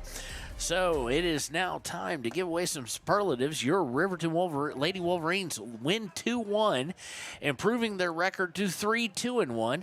They are above 500 for only the second time this season after the first game being up 1-0-0. It also is their first win streak, first back-to-back wins. Boys will be going for that in just a few minutes, actually, as both of them defeated Evanston. It does mean also that Riverton, the Lady Wolverines, are undefeated at home. They have defeated Jackson, Evanston, and Rock Springs here at home. They're losing the losses and ties all coming on the road. First off is your Gatorade Good Sport of the game. I also give that out for effort too, because it's kind of hard to see some sportsmanship unless we have something really just pop at you. And our winner of that, our person who's earned that Good Sport, has played very well and found myself calling her name quite a bit, was a stalwart, has to play the midfield, that position where you're just running nonstop, and that is none other than the sophomore herself, number 14, Piper Anderson, who played a good bit of midfield day, a little bit of defense, played excellent, always giving a great effort and always being the smart, unselfish player. So congratulations to her, our Gatorade Good Sport of the game. Our Papa Murphy's player of the game is going to be the one who scored the go-ahead winning goal, and that is one Timbry Mathils, the junior, is listed and plays mostly defense, but today playing up in the forward position quite a bit, playing up and really showing the Coach Wahid and the other coaches why she deserved to have that opportunity to score, and she took full advantage of it. She is our Papa Murphy's player of the game. Again, Riverton has a lot that Coach Wahid can coach on. Possession-wise, didn't favor them, not even close. A lot of little sloppy turnovers at time, passes that should now be worked to rust out, still being left a little bit short. But what Riverton really excelled at today was efficiency. When they got a chance to put a shot on goal, they didn't miss the goal mark. It may have been saved, but they didn't miss a whole lot when they had a chance to put it on goal, and two of them finding their way back. Of course, the first one by Cammie Paskett, just off the right of her foot, just enough to get past the goalie who was on the other side coming out off the line to mark her. Mathil's a little more definitive, put in the back of the net. So congratulations to Lady Wolverines. They are your winners today and winners of a 2-game winning streak. 2-1. They will look to stretch that to 3 and then potentially 4, but 3 on Saturday against Star Valley. You can catch the action on SVI. That's Sam Victor or Star Valley I on YouTube. They will have the game there for you, and then the Lady Wolverines will travel to Evanston on Tuesday. That's just too far for us on a weekday to get to. They will travel there, and you can tune in to My Local Radio and watch the live stream of that game. We will be back that Thursday as we will travel to Rocks. I think it's that Thursday. Hold on, let me just make sure and give you the right thing here. We will be back on Thursday, Hold on. We will not be back, actually, until Thursday the 24th. We have a little bit of some time off there, and well-earned. So they will go from the 15th to the 24th, no games. That's after going 3 and 5 days. So we will return on Thursday the 24th with Riverton at Rock Springs.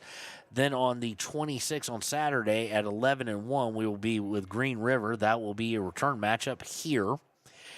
And then we'll have Riverton and Jackson at Jackson. We'll most likely be there on Thursday, May 1st at 4 and 6. Then Friday on May 2nd, we've got, for some reason, the schedule just has varsity girls. I'm sure boys too. That will be against Star Valley. And if I'm not mistaken, that is the Pink Out night. So come out for that. We've gotten some heads up on who the sponsors are, and they've started the GoFundMe and everything like that. So exciting for that. Then on May 9th, they will face Natrona here at 4 and 6. And then the final game of the season, 11 and 1 on Saturday, May 10th, against Kelly Walsh. Then we will go over to Green River for the 15th, 16th, 17th, hopefully the 17th, for regionals, following up that with a trip to Gillette for state. So that'll do it for the Click It or Ticket postgame show. We're going to take a little bit of a break, pay some bills, and when we return, it will be time for the Hampton Inn and Suites pregame show as the boys will take center stage here on WYO Today. A proud sponsor of this broadcast is Bailey Enterprises. For over 50 years, Bailey has become the name you can trust.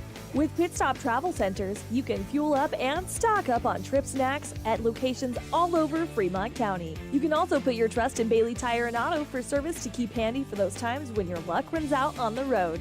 Refresh at the Speedway Cafe with a dine-in meal or a round of carry-out with a variety of specials to keep you going. Go with Bailey.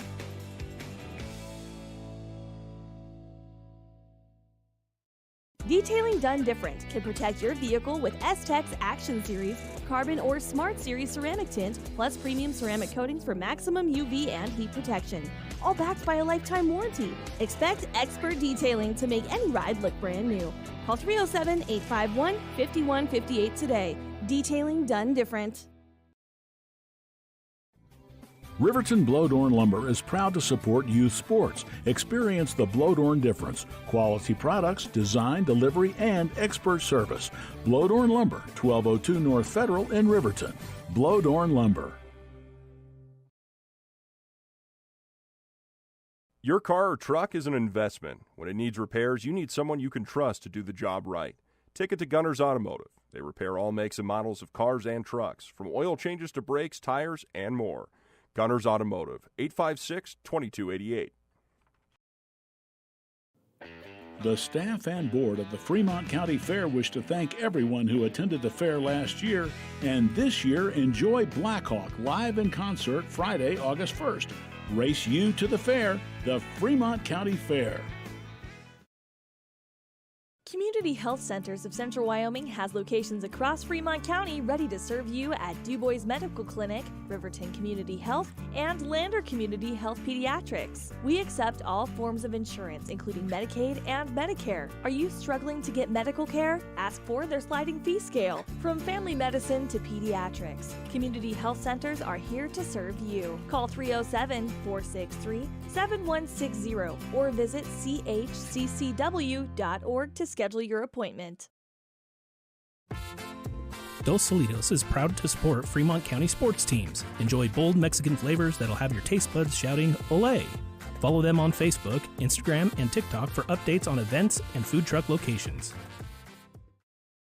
You need an oil change, but you don't have a lot of time. Expressway Lubes on South Federal in Riverton and Highway 789 in Lander provide a fast, professional lube, oil, and filter change. Expressway Lubes, locally owned and proud to support our local student athletes.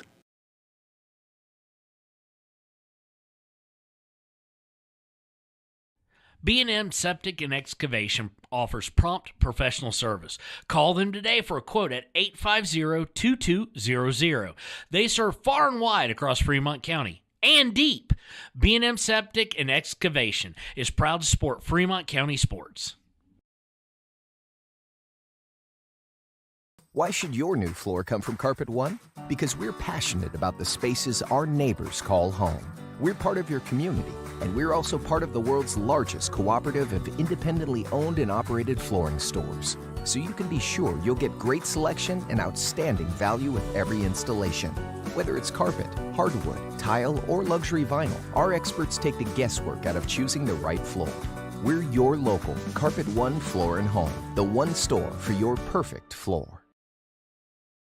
Visit Lander Gambles to make your home feel like new. They will beat any competitor's price. Stop by to speak to one of the sales agents or visit LanderGambles.com. Lander Gambles will help you find the perfect product that fits your budget and lifestyle. Lander Gambles, 420 Main Street, Lander, Wyoming. Good news, DUI crashes and deaths are falling in Fremont County. We're doing better, but even one death on our roads from impaired driving, we take personally. We started the Fremont County DUI Task Force 2 years ago because we're losing too many friends, family members, and community members to impaired driving. So we've joined forces to work together to find and stop impaired drivers in Fremont County, wherever they are. And we're making an impact, but we need your help. If your summer activities involve alcohol, plan ahead and make good choices. Drink responsibly, designate a sober driver, or call Safe Ride. And don't let your friends drive impaired either, even if you have to take their keys and find them a safe ride home. Let's all look out for each other and keep everybody safe. Remember, don't risk it. Drive sober. Your tax pros at 219 East Main Street in Riverton, Wyoming can handle all your tax needs. Whatever your situation, we know what to do. Call 307-856-2256 today to schedule an appointment. H&R Block is open Monday through Friday, 9 a.m. to 3 p.m. Men have a way of doing things. A man has his way of eating, of exercising, of keeping his hands warm, and of straightening up.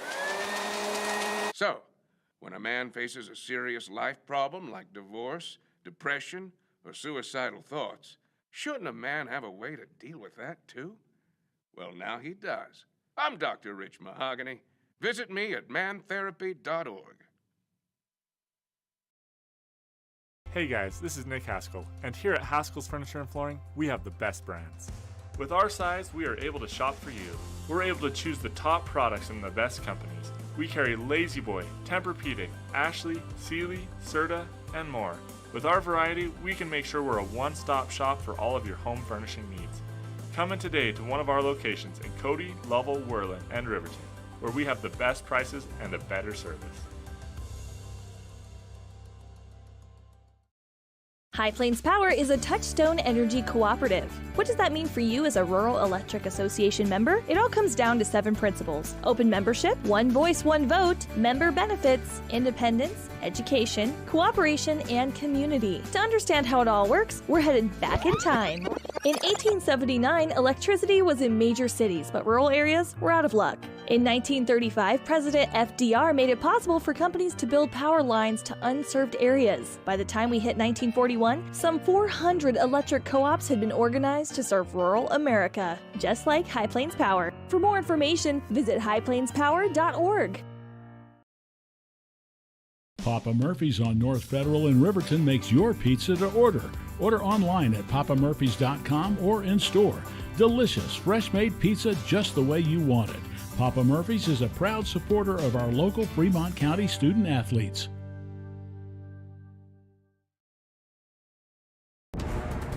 Exploding at 200 miles per hour. Airbags pack a punch. Until age 13, stay buckled up in the back seat. Buckle up, Wyoming. It's the law. For more than 40 years, Porter's Mountain View Supply has been serving central Wyoming with top brand name spas, stoves, fireplaces, and outdoor grills. With 2 locations in Riverton and Casper Plus financing available for your purchase, Porter's offers expert advice, quality products, and service along with maintenance. Porter's, your local spa, stove, and fireplace provider in Riverton at the corner of Sunset and North Federal.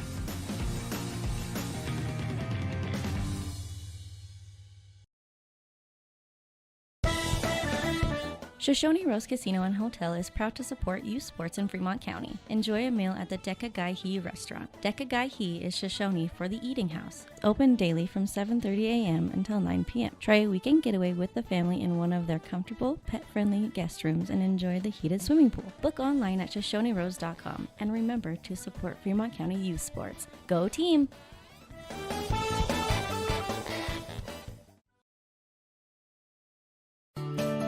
Snyder Signature Properties would like to give a huge shout out to the local sports of Fremont County. They are here to support your team and your local home real estate needs. Call today to see how Snyder Signature Properties can help you buy and sell your next property. Good luck to all Fremont County athletes. When repairs are complete after a collision, you expect your car, SUV, or truck to look like new. That's the service you'll receive at Stork Auto Body in Riverton. Professionalism and meticulous attention to detail. You can depend on Stork Auto Body, 841 Miniweb Avenue, Riverton. The choice is yours. Sutherland's Friends of the Family Plus Consumer Credit Card lets you choose from 5% off instantly at the register or special financing on qualifying purchases. That means no forms, no waiting, no rebates. You can choose 5% off instantly with your Sutherland's credit card. Got a big project? Choose special financing. The choice is yours with Sutherland's Friends of the Family Plus Consumer Credit Card. Subject to credit approval. Minimum monthly payment required. See store for details. Only at Sutherland's. Don't leave your future up in the air. Always wear a seatbelt and reduce your risk of death of serious injury in a crash by almost 50%. Buckle up, Wyoming. Stay at the newly renovated Hampton Inn & Suites Riverton, proud sponsor of all sports teams, home and away. Experience the perfect blend of comfort and convenience with Hampton's top-notch amenities, including a free hot breakfast, complimentary dinner and drinks Monday through Thursday evenings, a sweet shop for snacks and essentials, a pet-friendly environment and an indoor hot tub pool, and a fitness center to keep up with your workout routine. We've got everything you need for an exceptional stay. Reserve your stay now on our website, Hampton Inn & Suites Riverton, where comfort meets convenience. And we interrupt you with breaking news live from the Pepsi Wild Cherry aisle. Carol, can you hear us? Steve, I've never seen anything like this. The bold, refreshing, and bursting with cherry deliciousness of Pepsi Wild Cherry is, well, let's just say everyone is getting wild. Getting wild? That's right, Steve. There's dancing, binge-watching, and is that a slip and slide? They're really putting the wild in Pepsi Wild Cherry, and this on-the-scene reporter can't wait to pop, lock, and drop it. Pepsi Wild Cherry. Go ahead. Get wild. And welcome to the Hampton Suites pregame show. We're going to jump right into the Ranger keys to the game. And for Riverton, it's the same as the girls, but maybe even a little bit more important for the boys here against a Jackson team that is very skilled, is to get up and get out early. Get something going, positive momentum. That doesn't even necessarily have to be a score, but get some pressure. If you give up a lot of possession to this Jackson Bronx team from Teton County, they will absolutely make you pay, and make you pay over and over again. It is a very good soccer program. It's had its ups and downs lately, but overall a very quality team. So that is the key to this game. When we return, we'll go with the Sutherland starting lineup. We don't have a Jackson lineup, as they didn't bring one up here to the box. So Reggie Miller, activities director at Riverton, doesn't have it to announce them either. So we'll try and catch some names maybe when they're standing out in the middle of the field. But when we return, Sutherland starting lineups for your Riverton Wolverines here on Why Today. Take the next step in higher education at Central Wyoming College. Offering 2- and 4-year degree programs in a variety of fields, Central Wyoming College in Riverton is transforming lives and strengthening communities through learning, leadership, and connection. Living well isn't just about things. It's about the things that matter. Your family, your friends, and your health. For decades, Sage West Healthcare has been committed to improving the health and care of our communities. Today, we're investing more in our communities, in our people, in advanced medical technologies, and in specialized facilities, so access to better care is close to you and the things that matter most. Sage West Healthcare. Be well, live well. That's why we're here. We believe that everyone deserves a second chance, including us. Hi, I'm Brian Robacher, CEO of Atlantic City Federal Credit Union. And if we said no to you in the past, I'm asking you for a second chance too. In the midst of everything happening, we are committed now more than ever to second chances and when it comes to your finances. An auto loan for your new car, business loans, home loans, and more. Give Atlantic City Federal Credit Union a second chance to give you a second chance. We've been helping our community thrive since 1964, and now it's your turn. Visit AtlanticCity.coop to apply today. Atlantic City Federal Credit Union, federally insured by the NCUA. For a place, a people, an idea, for right and freedom, for liberty and justice for all. For every square inch between fruited plains and spacious skies. Marines fight to win. See all the battles Marines fight to win at Marines.com.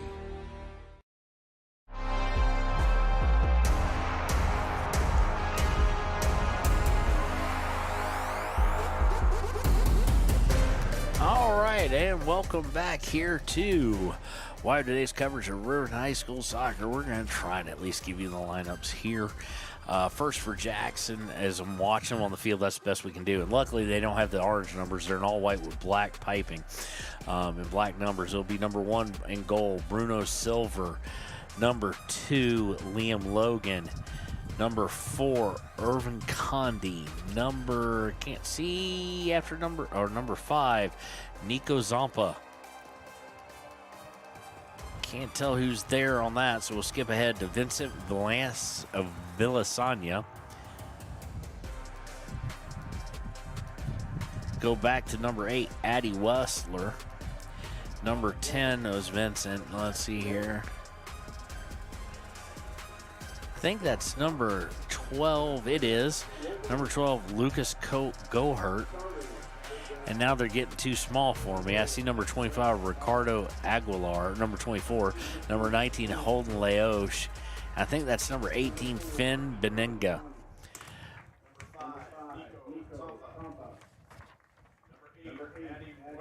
For the Riverton Wolverines, they'll be in goal. Number 55 is senior Ryan Cox. At fullback and midfield, number 6, a sophomore Peyton Larson. Number 7, midfield fullback, a senior Landon Withrow. Number 10, a midfielder and forward, junior Hunter Saltzgaver. Number 16, a senior, and well-deserved in my opinion, starting forward Chris Milken. Number 17, senior forward and fullback Jackson Larson. Number 18, junior midfield and forward Blake Gantenbein. Number 22, forward senior Gilby Roden. Number 12, a sophomore fullback and forward at times, pretty much always played fullback as far as we've seen him, Colby Brink. Number 31, midfielder freshman Camden Heil. And number 32, junior midfielder Trenton Weber. When we were, the head coach is Diedrich Becker. Head coach for the Bronx is Matt Holscher. Assistants for Jackson, Jordan Droppert, Dane Corey, and Nate Cross-Wolliner. For Riverton, assistants are Jeff Caruth and Nick Fenton. When we return, it will be time to kick it off here between Jackson and Riverton in the nightcap between the Riverton Wolverines and the Jackson Bronx here on WYO Today.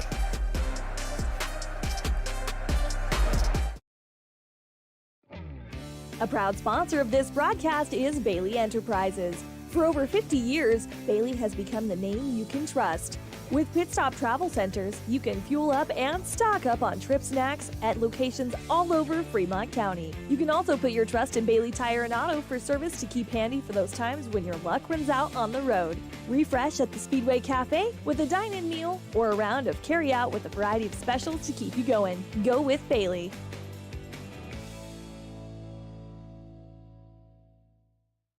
Detailing done different can protect your vehicle with S-Tech's Action Series, Carbon or Smart Series ceramic tint, plus premium ceramic coatings for maximum UV and heat protection. All backed by a lifetime warranty. Expect expert detailing to make any ride look brand new. Call 307-851-5158 today. Detailing done different.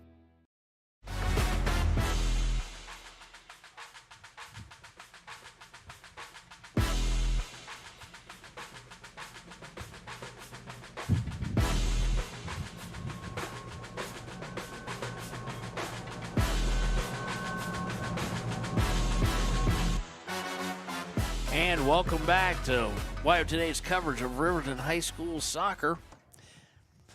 It is time to kick off Riverton in their 5-stripe Atlanta United look. Go back to Saltzgaber, who will then send it well forward.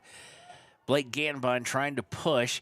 He has it taken away. Trent Weber on the chase. Jackson now working things along the back line in the midfield, trying to figure out where they're going to attack from.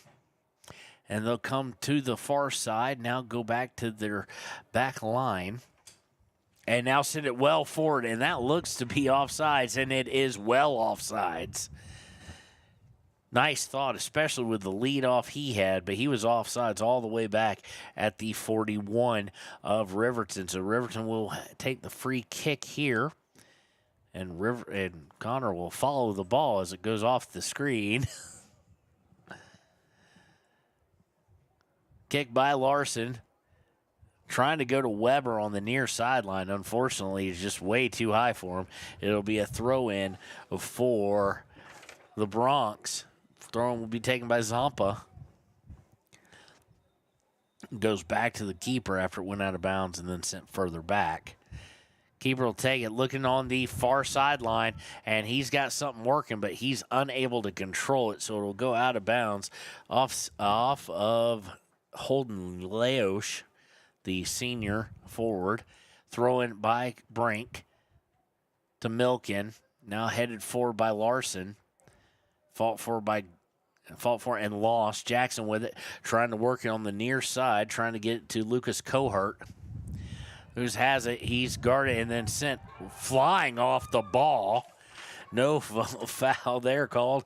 Nice shoulder shiver by Trenton Weber, and he'll look to get it downfield. Giving chase is Roden. Unable to get to it, though. And Jackson will start to come down the near sideline again.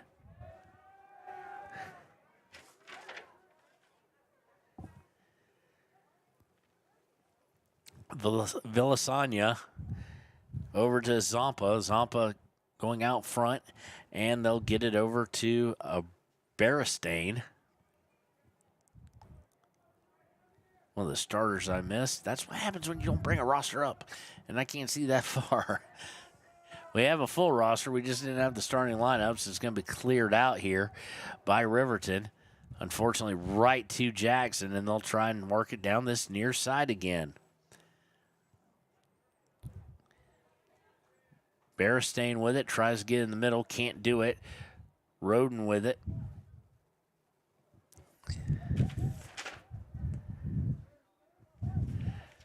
Riverton losing control again. Now they'll try and work down the far side, and they do have something working. Working into the box. Here's the cross. It's going to be headed out by Camden Heil, and it'll go over the inline for a corner kick. First set piece of the day for either team comes with 36:50 left in the first half. And if y'all wonder why I'm getting the time from him, I cannot see it here in front of the computer. You know, only the person working the camera can really see it. And it's into the box, and it's free. And finally, Ryan Cox is going to dive into about 27 feet and grab the ball and eliminate the threat, at least for now. Cox with a punt is going to come down at the feet of Jackson, and they will gain control. That is Champa, and he's going to look on the outside, and they've got it working again on the outside. Looking to come inside, Colby Brink giving chase and unable to keep it from going out. And over the end line is Jackson, and it'll be a goal kick for Mr. Ryan Cox in goal once again.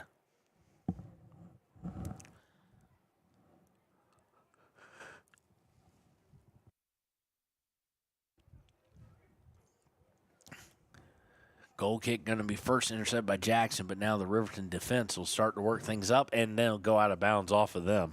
It'll be a throw-in for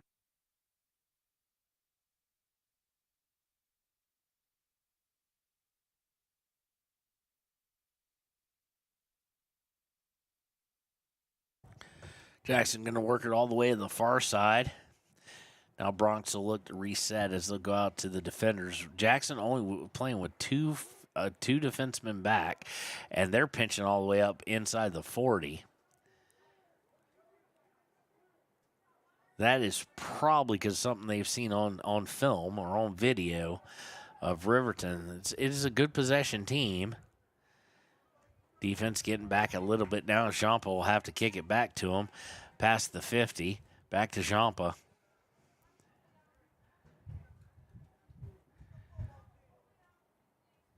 Jackson exercising a lot of patience. Goes back to the back line again. Look to work things up on the far sideline. Bill Lasagna with it. Loses control. Gets back to defense, and now it's a race for it. And Roden giving chase, and they'll go all the way back to number 1, Bruno Silva, their goalie. Or at least I think, well, he's listed as -1. That may not be Silva. That may be Alexei Balog. In fact, I'm guessing that's who it is. As I hiccup on air, good for me there.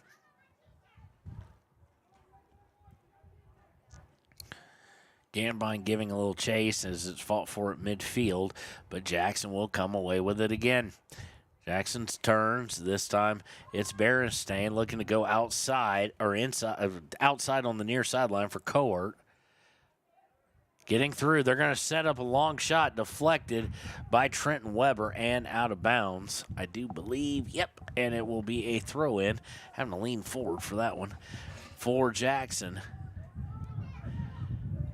Throw-in is to Villasagna. He's trying to work open for a shot, can't do it, and then it falls at the feet just after being played to Beninga, and it will go out of bounds as he kicks it way out offline and way too high. And Ryan Cox will set up the goal kick here with 33-17 left in the first half. Goal kick falls right to the feet of Jackson. Jackson trying to work it on the inside here, and now outside on the near side. And they're going to have to go all the way back to Champa. Roden trying to give chase to it. Able to get to it, but unable to set anything up. Now Colby Brink with it. Sends it forward. Champa cleared as Gantenbein was on the chase. And it's going to go off Withrow's head and towards the goal. Ryan Cox will go back for it and pick it up as it was off the head, not the foot of Withrow. Cox sends it forward, bounces once at the 50 before Jackson able to get a hold of it. Now Colby Brink plays it. Sent forward by Roden for Gantenbein. Gantenbein unable to beat Balog to it. Lexi Balog sounds like a guy who would have starred in Lord of the Rings with a prominent starring role, actually. Or in Stranger Things, one of the two. And Jackson will look to push up again. Riverton able to step in front of it. The one thing I've noticed with Jackson's possession so far, the one guy they have not let it get to. I mean, now he gets a hold of it. They had not let it fall to the feet of Saltzgaber at all. The moment it even went in his direction, they made sure to mark him up, and he only had it for a split second before he looked for Gantenbein. Gantenbein unable to get a hold of it, and now they're looking to come towards the goal. Colby Brink able to step in front of it, and they're going to get Mr. Hunter Saltzgaber for a foul there, and Hunter may be lucky on that one to have avoided a yellow card. He played the body. The guy was in the air. He went low, and kind of flipped him up in the air a bit. So lucky there that they didn't yellow it. But we'll set up a free kick. This will be taken by Berenstain. Kyram, he'll go for goal here, and Cox able to snuff it out easily as it was just a low worm burner. So still 0-0 tie with 31 left in the game. And they're trying to work down the near side after stealing is Jackson. It will be another offsides. This one going to go against, trying to see the number here. I think it's number 9, but I'm not 100% sure.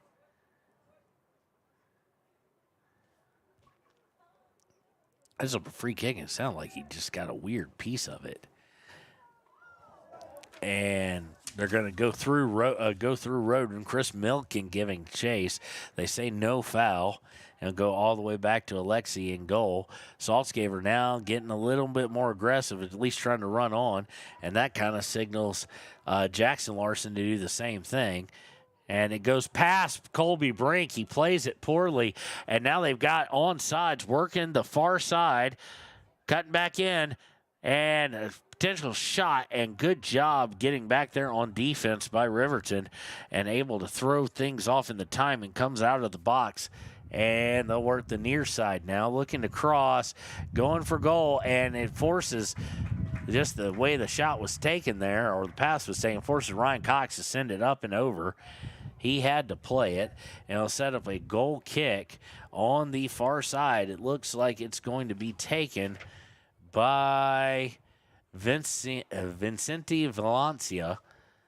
Villasania, excuse me, and it looks like it might be a short one as Addy Wetzler, senior midfielder, is over there as well. But nope, he's going to go for a shot across the goal for potential chaos. It doesn't get the chaos as it continues to curve and goes over the inline for a goal kick. So nothing really dangerous there except for giving it up. 0-0 still here on the Golden Buffalo scoreboard. Cox with the goal kick. And it will go right to Finn Benninga, but now taken away and sent forward by Riverton, but way out of reach. He'll go all the way back to Alexi Balog, and he will send it out to the near side. Balog up to Wetzler. Wetzler's going to try and get it to Goert, and he's going to lose it out of bounds, but it was deflected by Riverton. So throw in is to Wetzler. And they'll work it all the way back to the back line to Berenstain. And now they got somebody on the far side again, on sides, coming into the box, centers it, and it's going to be cleared out and over the inline, maybe. Well, finally it does, by Jackson Larson. And he'll set up a corner kick from the far side with 27:50 left here in the first half. Here is the corner, and header is no good. It will go over the bar and out of bounds over the inline. It will be a goal kick for Riverton. And here we see one of our more exciting, especially one of the more exciting guys off the bench, as Austin Romero, the freshman forward, will come on. He will come on for Gilby Roden.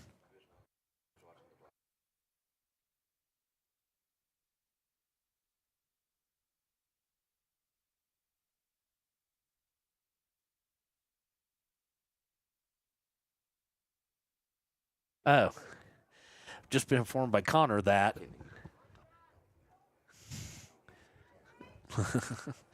well, good. Yeah, he's done his film study. We'll just say that. And that's smart of him. He's a very exciting player here. But Jackson right now with possession, and they're going to come down the near side, and this is going to go over the end line. It'll be another goal kick. So Riverton to get advantage here with Gilby Roden and Blake Gantenbein and Austin Romero. They're with a lot of speed there, a lot of talent. They've got to find a way to get possession, and usually that is coming through. And Chris Milken, for that matter, too, who's out there.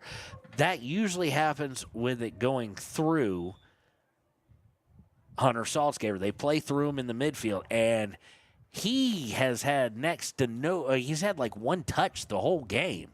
And that is not going to do it for Riverton. Riverton to be successful, they need their best player to be able to have the offense run through him. On the goal kick there, it went off Trent Weber's feet and out of bounds, and Jackson will have it. Jackson working their way to the far side, now looking for a deep cross, and Ryan Cox was on his horse and getting with his giddy up, trying to get over that side, but it was a little bit too aggressive played, and it will fall harmlessly out of bounds. Now, what they were worried about more probably than anything was the fact that Jero Centeno was right there. It just was not a great pass. But immediately after the goal kick, Jackson takes it right back. So, can Riverton win 2 games with possession not being in their favor? The girls probably a little more confidence for it. Riverton with the talent out there for it. Just a lot of it is young. Of course, Gilby Roden is a senior, but he's out right now. Romero being a sophomore. No, Romero, freshman, excuse me. I already said that once. Gantenbein, a junior. Of course, Gantenbein was in goal last year, so not a lot of play up. And Trenton Weber, a junior, but playing a lot more than he did last year.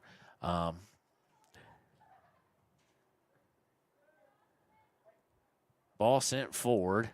And Riverton unable to do anything with it. Jackson coming away with it and looking to come down the center.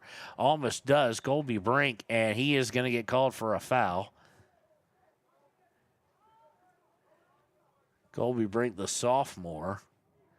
Like I said, a lot of youth or inexperience on this Riverton boys team. Really, Hunter Saltzgaber kind of being the best player, but also kind of the glue that keeps them together. On things, and it's going to set up a free kick inside the 20. Connor, we do have the goal. Thank you, because I would be shocked if he doesn't go for a shot here. Maybe off a touch, or one of them is going to shoot it. Can't tell who one of the guys is taking it. The other one is number 9. That is Berenstain, and he's not going to take it. The other is Cox able to punch out in front of him, and it might be headed out for a goal for a corner kick, and it is. Unable to eat that one up. And we have all sorts of substitutions. 14. So Perez, Vasquez, Holtman, and Huerta coming in for Jackson.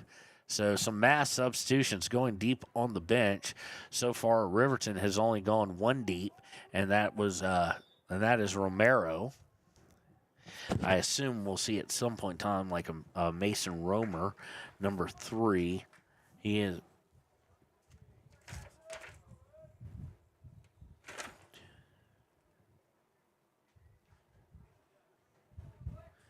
Mason Romer, the junior. He started quite a few games this season. Trent Weber up off the kick, trying to get Gantenbein, and they just can't get really more than 1 pass, maybe 2 if they're lucky. And Jackson gains control of it with 22-45.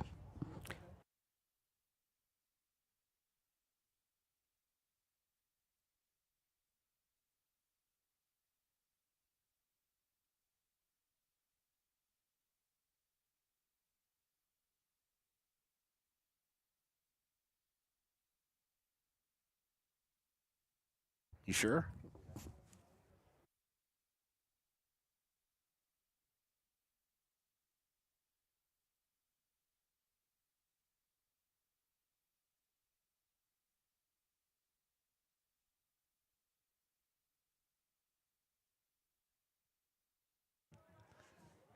Riverton now getting it past midfield, goes back to Heil.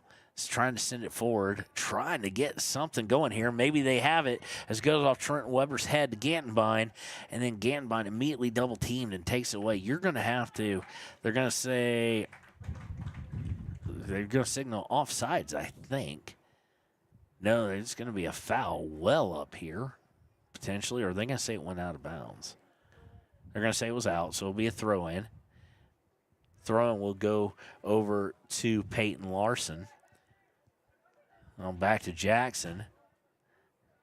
And just the one thing I'm starting to notice here against this Jackson team, I should have remembered it from when I called Jackson versus Lander last year because they kind of played the same way. You have got to either have room to run and go full speed as they work into the box. Cox picks up. You've either got run and have full speed where two guys can't just bracket you, or you've got to pass quick. Saltzgaber has that ability in the footwork, or you have to have Hunter's footwork because outside of that, they're going to be on top of you with two guys bragging, one guy on far side, one guy near side, or one guy on the left, one guy on the right. Doesn't matter. They're going to cause you to turn it over. And Riverton trying to set up passes here and settle in. And Jackson, to their credit, not allowing Riverton to kind of settle in. Riverton very talented offensively, and if you allow them to do that, they can start to do some things. But here we've got a long pass and a cross, and good job by Jackson to get in the way. But it sets up a perfect shot, potentially, and then cleared out by Larson again. Set up a perfect shot from about 22 out, and Cox able to deflect it out, and then Jackson Larson got rid of it. So good job by Jackson twice on those plays. And on the throw-in by Jackson, the team, they will look to set up near side. Now going to take a shot, and Ryan Cox there to just grab it between two hands. And he will look to punt it here with 19:45 left here in the first half. It's getting a little bit chillier out as it is in the 70s when we first started. Romero trying to push forward, and now he strikes the ball, and it goes well up in the air and then bounces once in the box right in front of the keeper, and he is going to be able to clear it. But kind of the closest they've gotten down. Now trying to intercept was Saltzgaber, but he caused enough chaos that Weber gets it. Now Saltzgaber has it at the 28. Saltzgaber looking to get it into Romero. Romero running in and shielded out. That's a beautiful job to shield him out by Rory Prue and allow the keeper just to get it. But that's the best opportunity that Riverton's had, and most possession they've had down there in the past for the entire game. I shouldn't even say past few minutes. Jackson now back on the offensive, and Larson is going to clear it out on the near side, out of bounds. So it'll be a throw-in for the Jackson Bronx.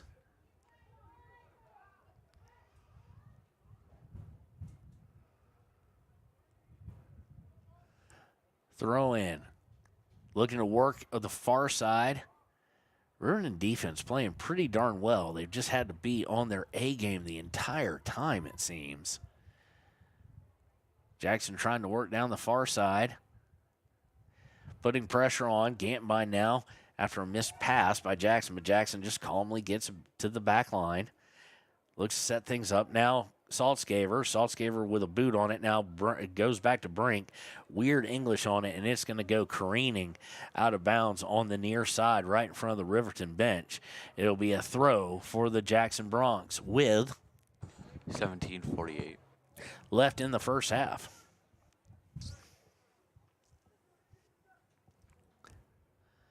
Throw in. Now taken away. Larson to Gantenbein to Saltzgaber. Saltzgaber pushed to the ground. Yeah, you're going to call that. But again, like I said, they're calling that on Saltzgaber. All righty then. Surrounded by four guys, and he shoved down, and it's a foul on him. Okay. But that's they usually surround you with two when your Hunter Saltzgaber surround you with four. Looking to loop it into the box. They get it down and shot and wide right. But it looked like everything kind of stopped. Might have been a whistle that we just didn't hear. And we got some substitutions coming in. With Gilby Roden coming back in and the freshman Braden Terry coming in.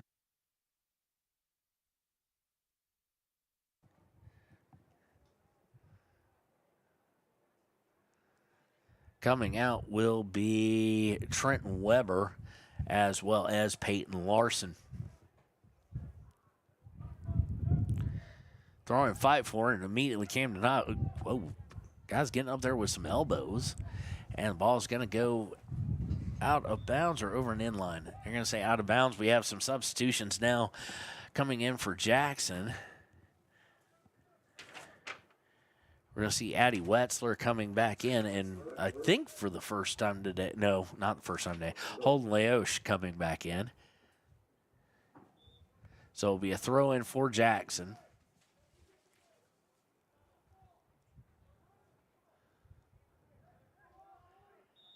We're working back, and we get a whistle. Immediately, they're going to say an off-ball foul against number 14. That is a foul against Gonzo Perez. Throw in kick intercepted by Jackson, though, and a long shot going to be squared up on. No problem for Cox, as Berenstain shot the ball from about the 27-yard line and really didn't have any momentum going forward, was going sideways. Cox with the punt. Ball's down to Terry. Terry to Jackson Larson, who just unleashes on it and it goes all the way to the stands. Bounces just before him, just before it would have been on the platform. It'll be a throw-in for the Bronx. Throw-in deflected very nicely there by Austin Romero, trying to send it forward and just goes a little too far, and Gantenbein and Roden unable to get to it. Roden is going to be your more of your speedster over there, just like Romero is. And now Jackson into the box. Everybody wants offsides, and we finally get the whistle. And they'd let it go a little ways, and it was offsides all the way up at the 36-ish.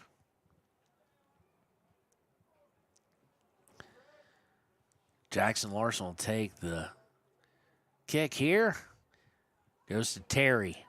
Terry gets stolen, has it kicked away from behind him, and now it'll go out of bounds as Saltzgaber came over to try and fight for it.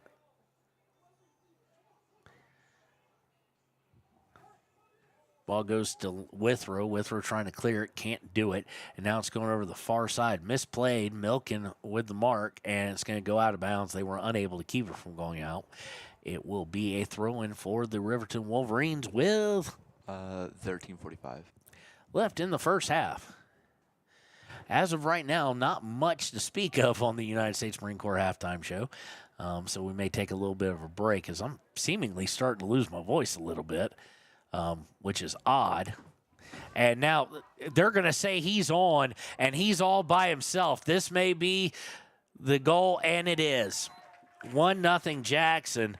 Perfectly timed by Centeno, or Jaro, I don't know how to say his name. Jairo Centeno, sophomore forward, just beautiful timed run. And he gets behind it. Nothing really Ryan Cox could do, one-on-one. And it is 1-0 in favor of Jackson. The goal comes with 13:23 left in the first half. So it's one of those things you heard me say at the Kelly Walsh game for both the girls and the boys. Just when you give up that much possession and you don't threaten, generally, unlike the girls who were able to be very efficient, generally speaking, when you give up a ton of possession, it's only a matter of time. And here that was kind of the feeling of it.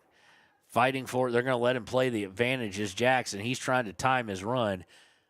And Riverton able to get a boot on it before it got back. And now Saltzgaber with it. Saltzgaber trying to work the near side here, right in front of us. Saltzgaber, long pass, looking for Roden. And just keeper playing way off his line. But the unfortunate part for Roden there is Roden got in there to harass him a bit, is Gantenbein and Milken, and seemingly stopped running forward. They just thought, well, it's going to be cleared out. And he had no help at all. Completely missed slide tackle there by Austin Romero. He was trying to come in from behind, and they're going to go all the way down and put another one in the back of the net. This is going to be, trying to see the number here. Connor following for me. He's at the 25, now the 30.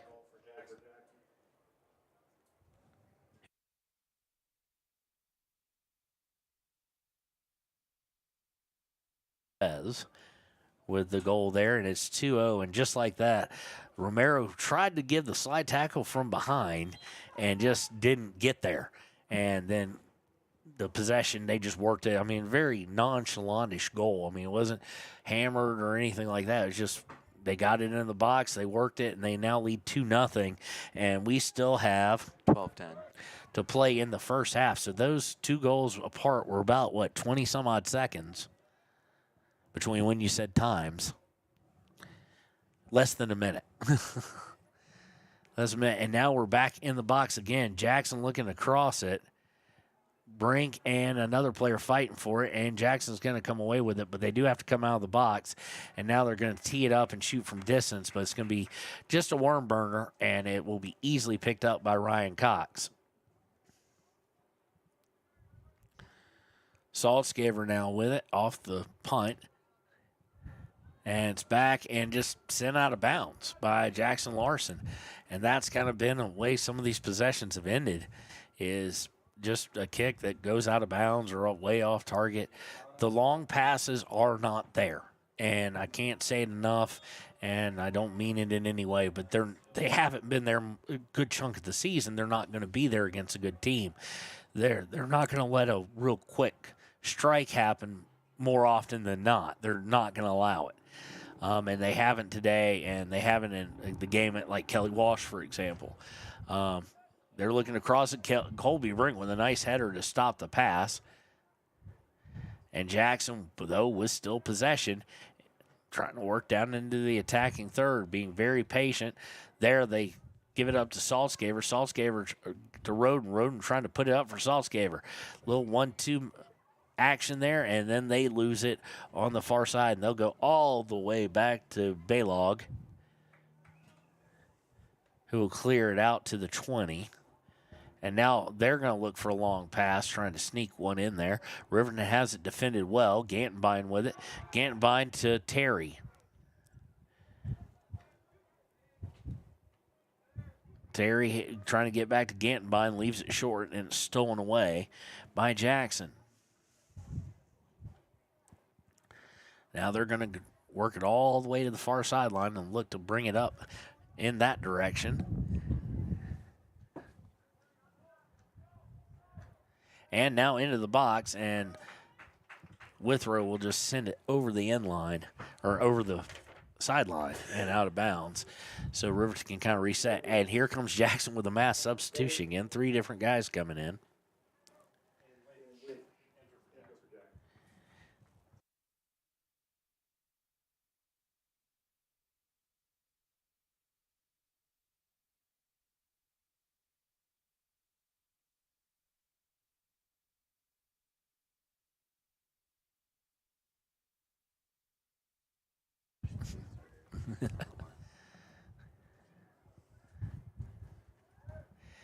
Jackson off the throw, gets an open look, and it was sealed off nicely by Cox, but it did go out of over the end line. It hit the side of the net. Cox there, well played. Didn't give any kind of opening and forced him to go where there was none.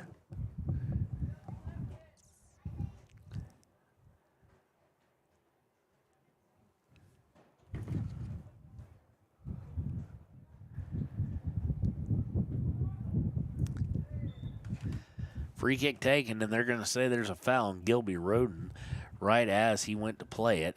And it'll be a Jackson free kick from about 37-yard line. I don't think he'll go for goal here, and he doesn't. He just kind of pops it up, trying to get it to one of his guys playing up for a run.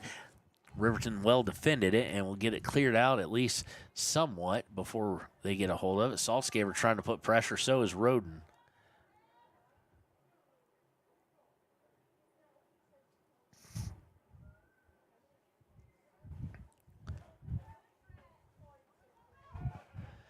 He had Gilby on a pass, and then he gets rubbed off of it. And not going to be able to hold possession a long time. Hunter Saltzgaver ran over, and it'll be a free kick from the 44, 44 and a half, 45. And it looks like it's going to be taken by Landon Withrow from, actually, no, all the way back at the 47.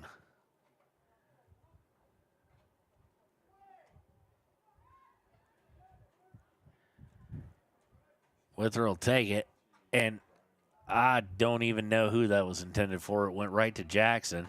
He kind of danced around, kind of bouncing up and down as he ran up on it, then stopped, then backed up. And I can't say he was going for Hunter because Hunter was the closest guy there, but Hunter was not looking. And here they come on the counterattack, does Jackson.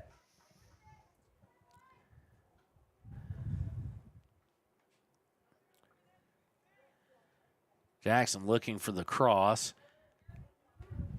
Well played by the back line, but Jackson will just send it back to the defense, their own back line, and reset things. Roden trying to take advantage of a miscue there, just not able to get there in time.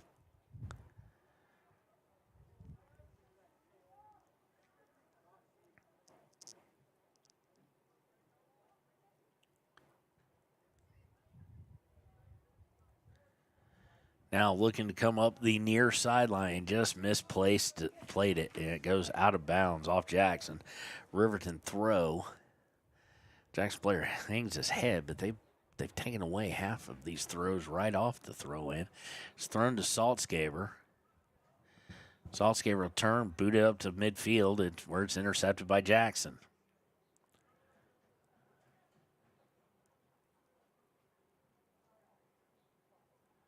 Jackson looking to come in and shoot it, and nothing on it, really. No height or anything, just a worm burner again. Ryan Cox has it well played. Cox to Terry on the throw to Saltzgaber. Saltzgaber loses it momentarily. Heil tries to help him out, and they are going to call, are they going to call the handball? Nope, it's going to go out of bounds, though. It'll be Riverton throw. Rather have the handball, obviously. Throwing is to Saltzgaber. Saltzgaber has it poked out of bounds. It'll be a throw-in for Riverton again. Jackson Larson, throw in, and it's immediately intercepted off the throw. And now they're working down the far side, and, Riverton a little lucky there. Jackson overran it. It got caught up in his feet because they had an easy shot. Now they're trying to set a shot up again and trying to get really greedy here, and, it paid off. Try to get really close in, and they score.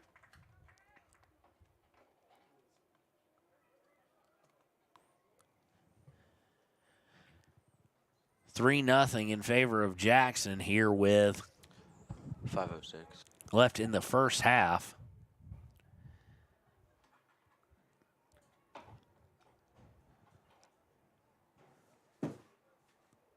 And Riverton needing some answers. And credit the goal to Finn Beninga, number 18.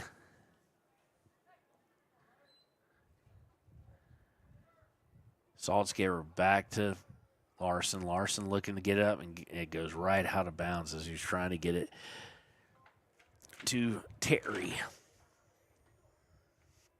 Brayton Terry. Throw in, and it's going to be sent out of bounds by Camden Heil.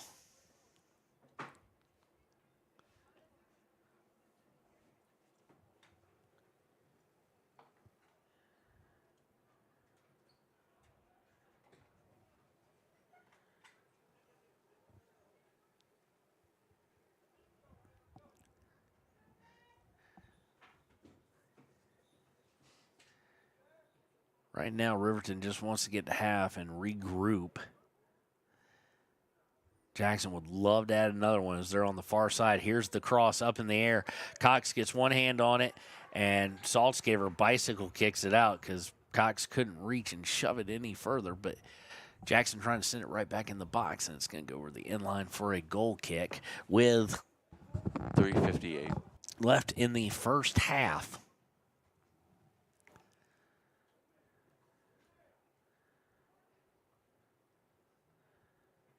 Sent forward, tries to intercept it. Does Riverton, but gaining back possession is Jackson. Jackson working around the back line.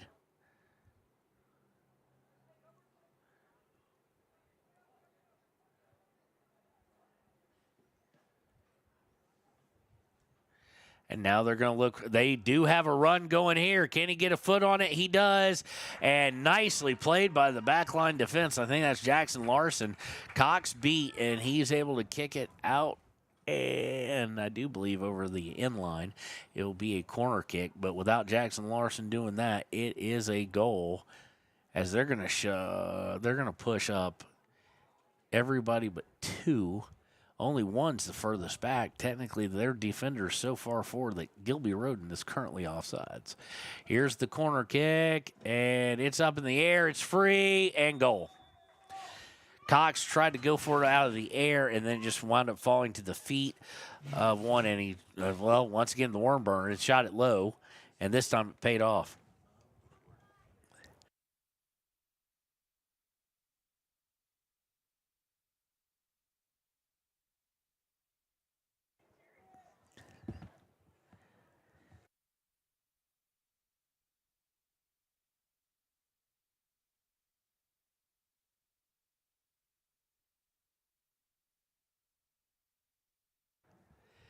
So on the kickoff, Riverton loses control of it. At least I thought it was a goal.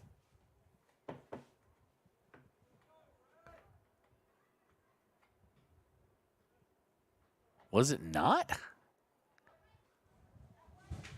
Okay, they're taking it off. Okay, so they're taking it off. So my guess is either offsides or went off somebody's hand because he put it in the back of the net. So they have waved off the goal there. It's still 3-0. Saltzgaber trying to work forward, and he's going to be fouled. And Riverton has got to figure out a way. They get a gift there. It went in the back of the net, but there was a foul called or off. That was offsides on the corner, so not saying it can't happen. Riverton making some good moves here. Gets it forward to Saltzgaber. Saltzgaber rubbed off beautifully by the defensive at the box. It'll go back for Alexi, and he will unleash a kick all the way to the 45.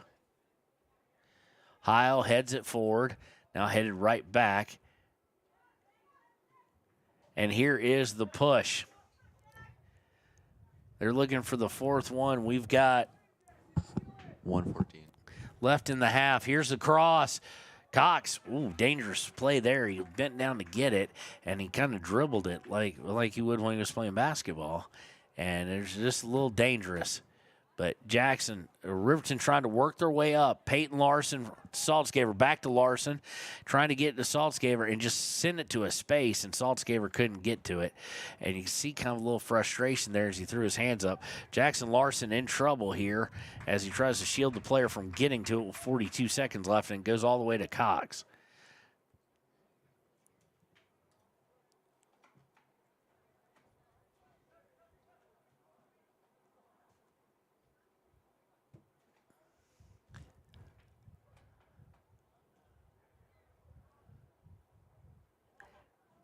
Jackson trying to work the far side. Last push, 19 seconds left. Looking to cross it, and it's too far, and it's going to roll. It's going to be fielded outside the box. 9 seconds left. 4 seconds left. 2 seconds left, and we are at half. So after the first, it is 3-0 in favor of Jackson.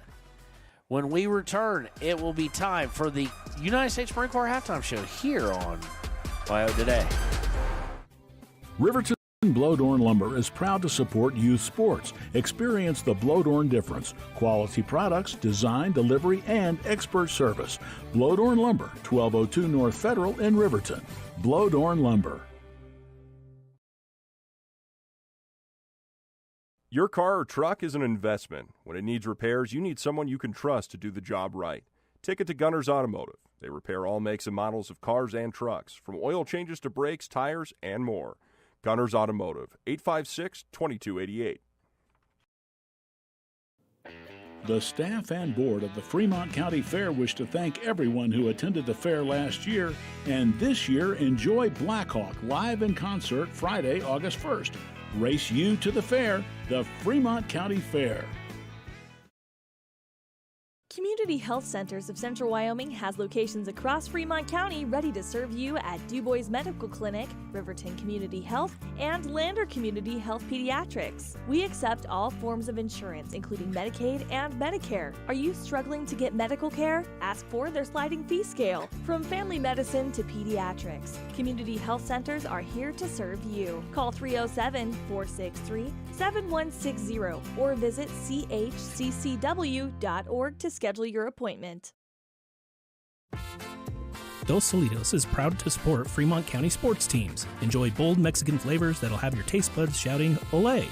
Follow them on Facebook, Instagram, and TikTok for updates on events and food truck locations. You need an oil change, but you don't have a lot of time. Expressway Lubes on South Federal in Riverton and Highway 789 in Lander provide a fast, professional lube, oil, and filter change. Expressway Lubes, locally owned and proud to support our local student athletes.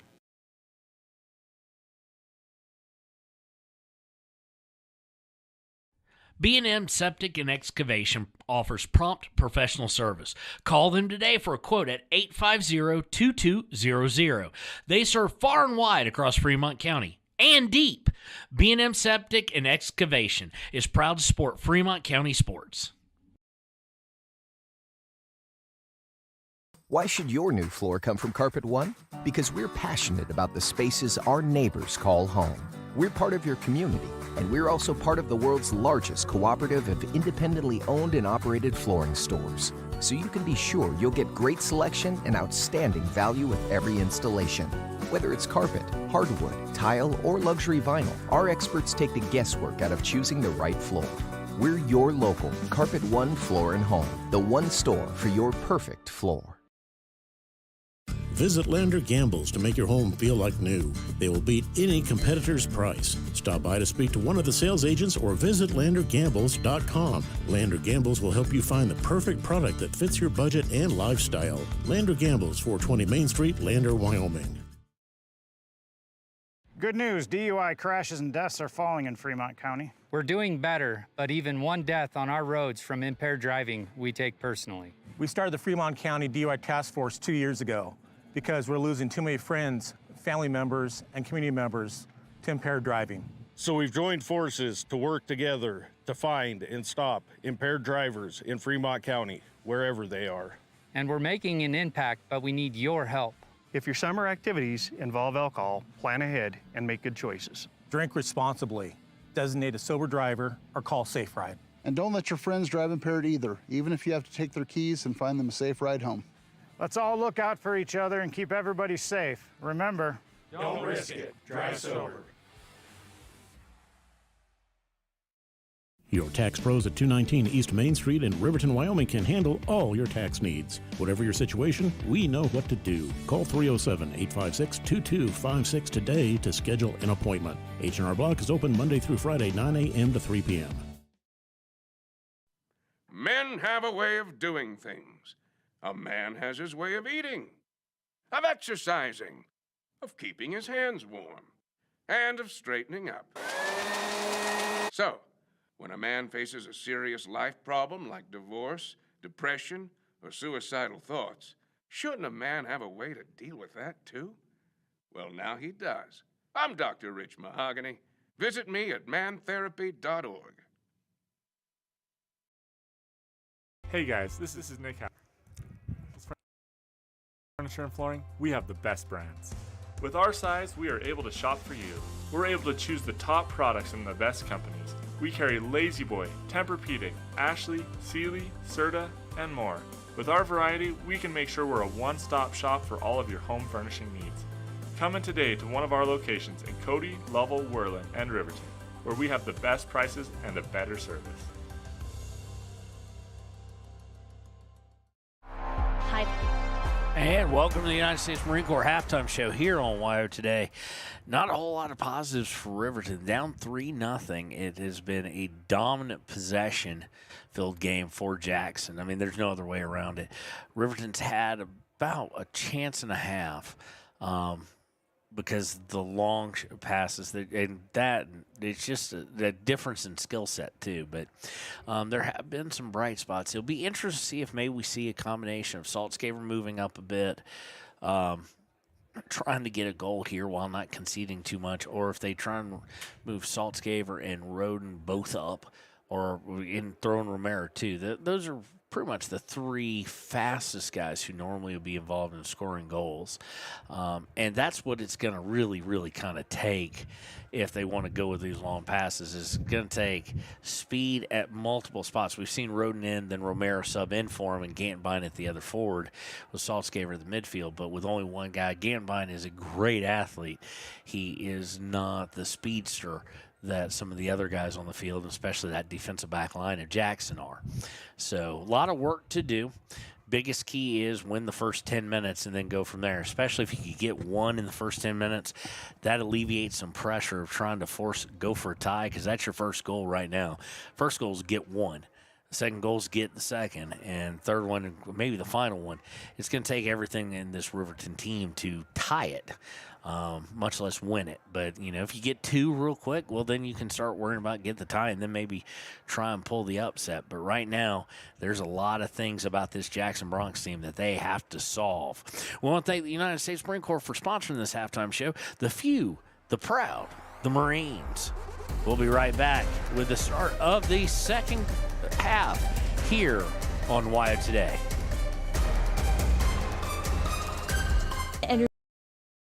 Energy Cooperative. What does that mean for you as a Rural Electric Association member? It all comes down to 7 principles: open membership, one voice, one vote, member benefits, independence, education, cooperation, and community. To understand how it all works, we're headed back in time. In 1879, electricity was in major cities, but rural areas were out of luck. In 1935, President FDR made it possible for companies to build power lines to unserved areas. By the time we hit 1941, some 400 electric co-ops had been organized to serve rural America, just like High Plains Power. For more information, visit highplainspower.org. Papa Murphy's on North Federal in Riverton makes your pizza to order. Order online at papamurphys.com or in store. Delicious, fresh-made pizza just the way you want it. Papa Murphy's is a proud supporter of our local Fremont County student athletes.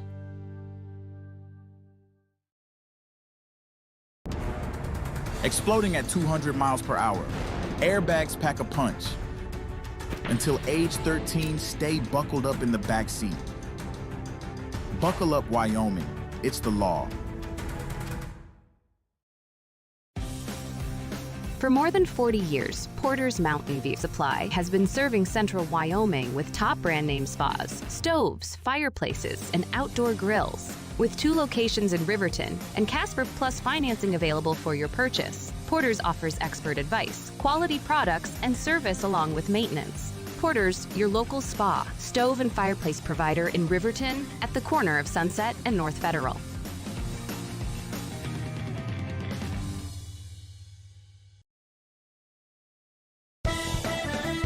Shoshone Rose Casino and Hotel is proud to support youth sports in Fremont County. Enjoy a meal at the Deca Gai He restaurant. Deca Gai He is Shoshone for the eating house. Open daily from 7:30 a.m. until 9 p.m. Try a weekend getaway with the family in one of their comfortable, pet-friendly guest rooms and enjoy the heated swimming pool. Book online at ShoshoneRose.com and remember to support Fremont County youth sports. Go team!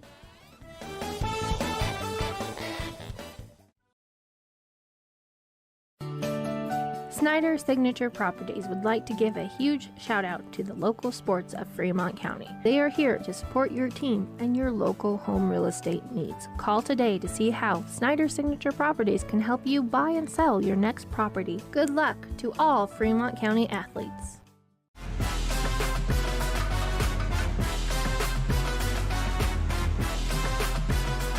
And welcome back to WIO Today's coverage of Riverton High School soccer. 3-0 here at the end of the first half.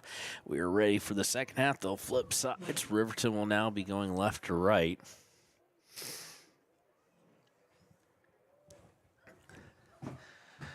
And 2 things will be very interesting to see how Riverton comes out as far as the attitude they come out with and the aggressiveness and whatnot. Number 2, how much Jackson comes out as far as aggressively. Will they look to work on something? Will they look to control the ball and keep that clock going or whatnot? Yeah, once again, 3-0 on the Golden Buffalo scoreboard in favor of Jackson.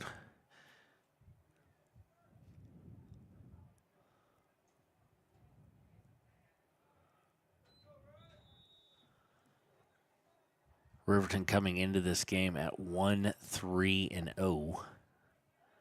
Or excuse me, 1-4-0. Jackson starts with the ball and immediately trying to work up it. And you can almost tell by the enthusiasm there that they are looking to be aggressive. Stolen away by Riverton, though. Peyton Larson with it. Trying to go through a player. That did not work out. Jackson now with it. Jackson with some things working, sends it into the box and just, he had 4 guys who had gone on a run, but he just put it way too much pace and too far out of there for any of them to think about it. While also trying to make sure they stayed on sides. Riverton trying to push up to Saltzgaver at midfield. Saltzgaver attempting a long pass. He was looking for Gilby Roden. Unable to get it to him, but Gantenbein gets it off his head, and now it's into the box. And they're going to call, I'm guessing,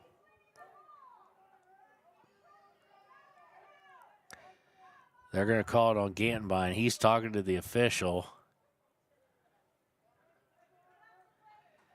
Look like both of them going for the ball. That is legit.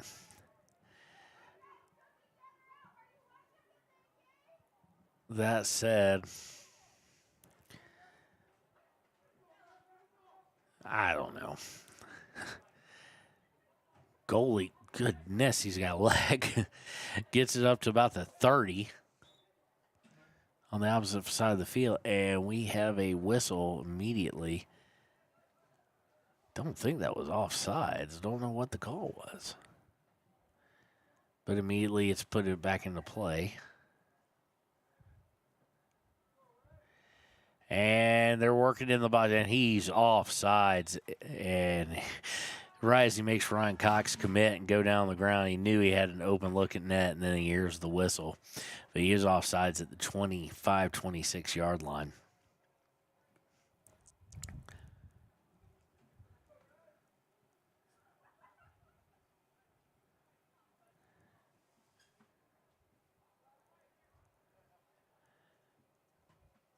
Ryan Cox sat down for a goal kick. Didn't realize it was whistled back at the 25. I think he thought it just went wide.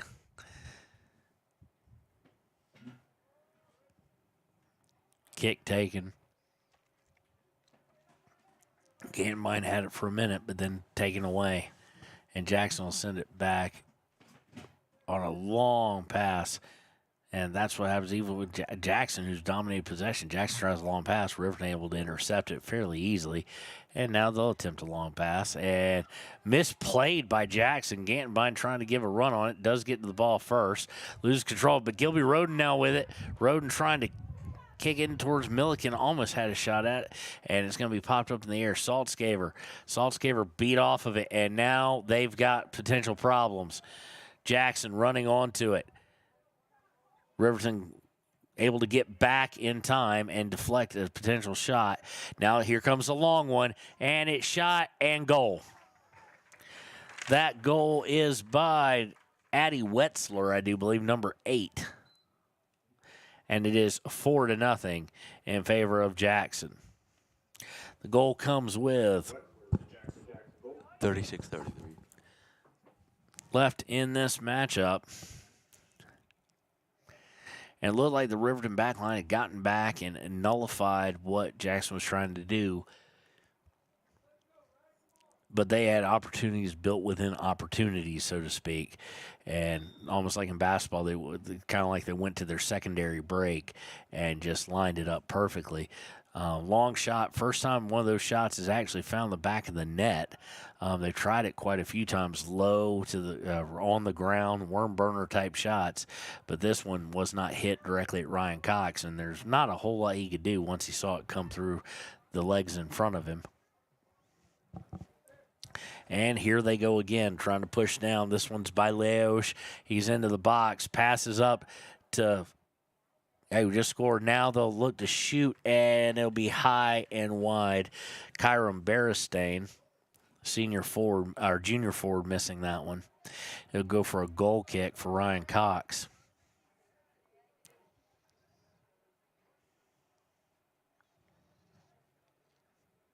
Goal kick to Gantenbein. Tries to get to Roden. Loses control of it. Saltzgaver comes away with it.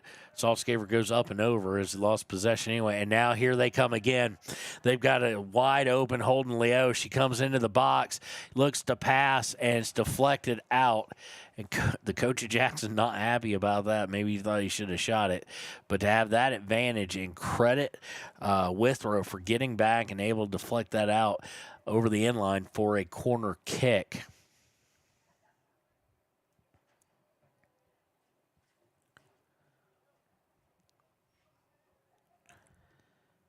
Corner comes screaming into the box, taken by Jackson. Jefferson is in Jackson in Jackson County in Georgia. Don't know why I flashed back to that.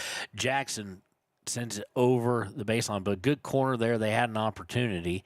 Fortunately for Riverton, is all for naught there.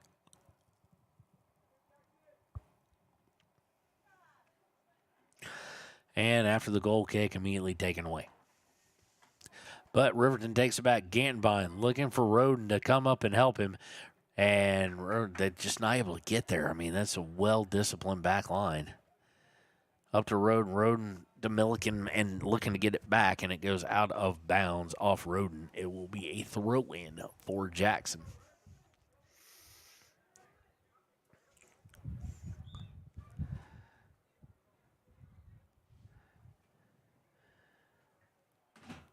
Throwing into the back line, they'll go all the way back to the keeper. One thing you say about Coach Dietrich Becker is he's not going deep this game. We've seen very few substitutions. About the only ones we saw Terry, we've seen a freshman, and we saw Romero, a freshman. I think that's almost all the substitutions we've seen all game, actually. Different variations of guys coming in, guys going out, but those two. Colby Brink steps in front of an outlet pass, but Leosh may get to it anyway. He does. Saved for now by the Riverton defense, but Jackson able to come back and get it. Going down on the ground now to come in, and Cox will pick it up. But boy, Leosh there got on his horse.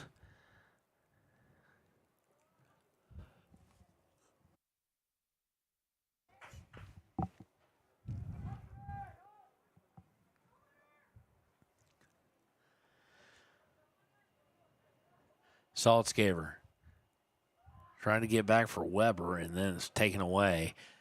And you just hear the frustration from the bench as it's just too soft a pass.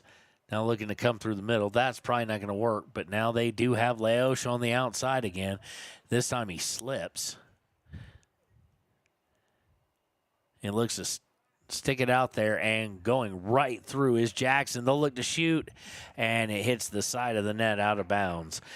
This is a well-thought-out plan by Lucas Cohort, but it shall remain 4-0. Jackson on top on the Golden Buffalo scoreboard.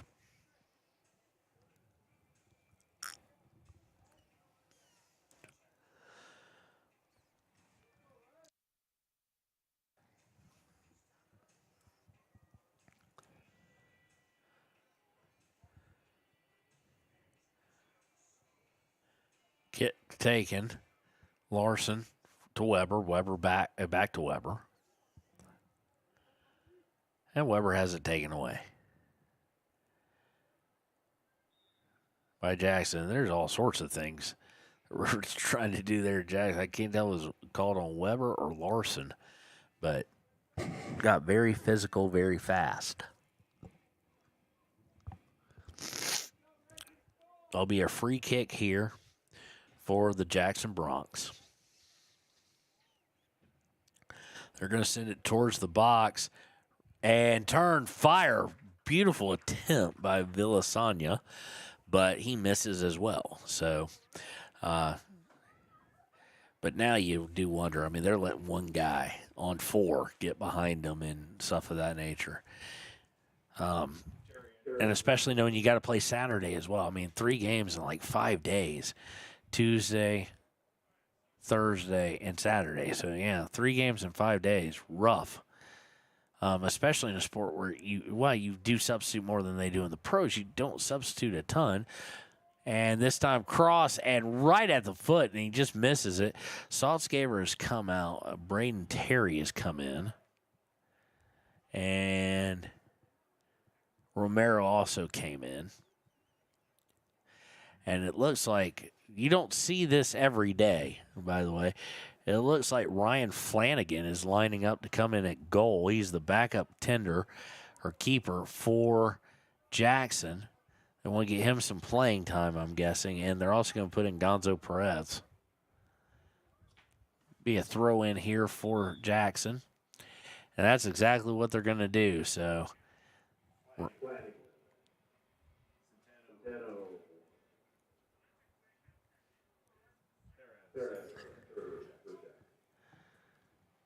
Jackson's keeper done for the day.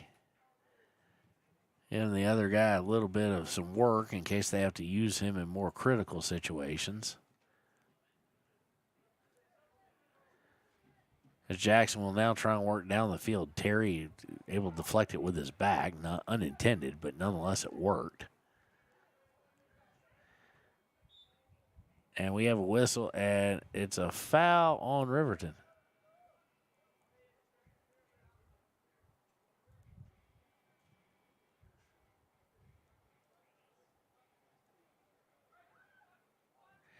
Not sure on who, but it looks like Centeno took an elbow or a slap or something to the face. He's holding his nose. Let him cross it over, and they're going to, I thought he was aiming to shoot there. And they're in the box yet again. Here's the cross sent out by Riverton.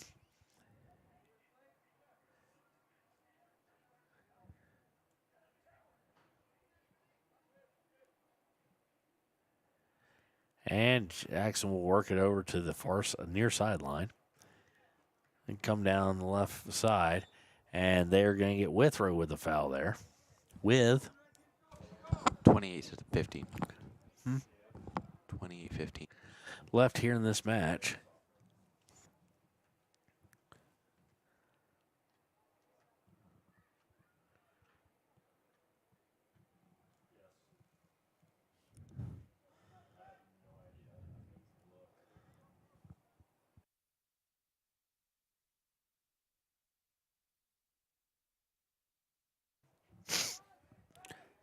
Free kick sent into the box, and Ryan Cox able to play it well.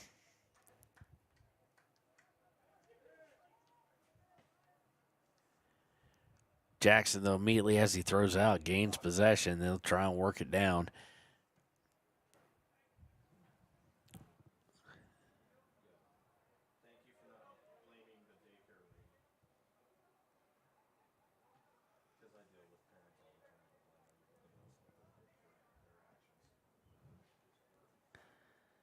Looking to cut across the middle. Now Jackson trying to get a shot, and they're there. They're just trying to get closer and closer, and Riverton doing a good job of at least keeping those windows at a minimum time that they're open.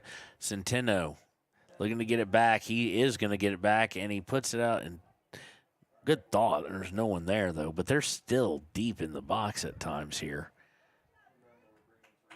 Withrow able to get a little bit of room to wiggle, so to speak. Looking to get rid of it and trying to go through 3 guys to do it. And he's unable to get through the third. Jackson down the far side, cross, and it's headed over the inline by, that might have been Camden Heil.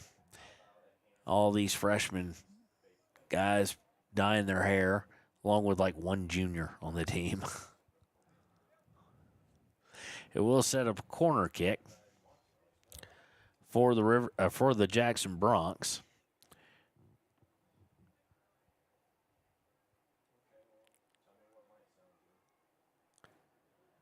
Ball is placed here. It's curving in, headed once, and then just headed straight up, and Ryan Cox is going to grab it, and he'll throw it out.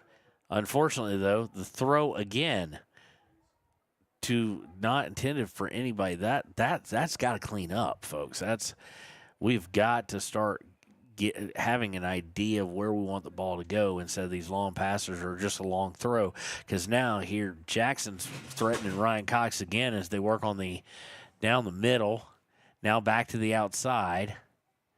And it's put there, and this could be danger. And it is, and it was just as easy as it could be. They got Ryan Cox to commit, and then it was just a matter of time to put it in the back of the net.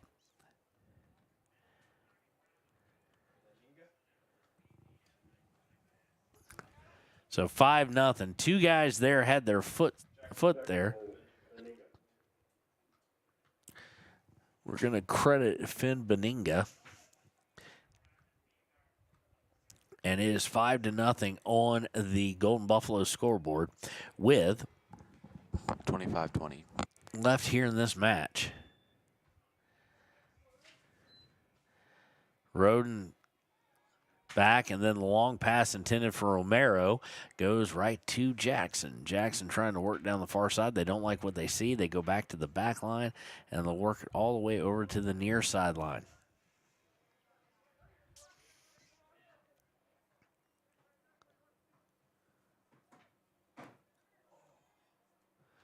Now Jackson going to try the long pass, and he's got two guys there, but a bunch of Riverton. One guy trying to beat four guys, and it's going to be sent over the inline by Riverton for a corner kick on the near side.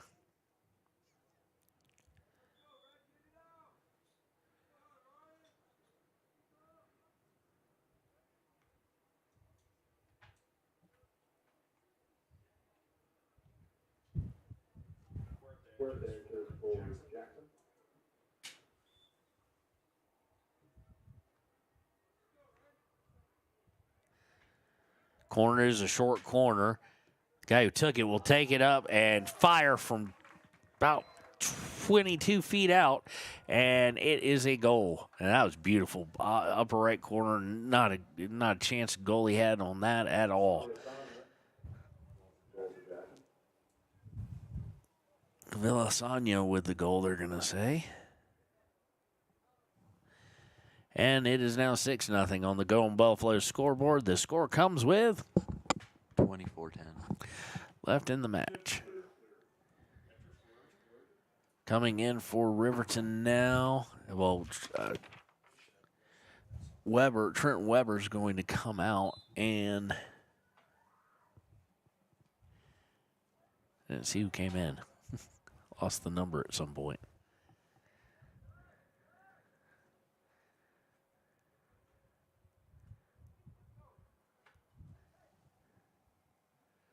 Looks like Asher Kinsler, another freshman, has come in.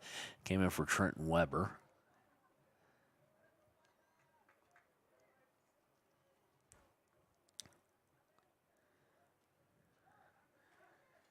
Jackson with the ball at midfield now, looking to come up the far side. Riverton able to deflect it momentarily, but now Jackson has it again. Boy, he can fly. Jackson into the box, and it's going to roll over, and they're going to say a corner kick again for Jackson.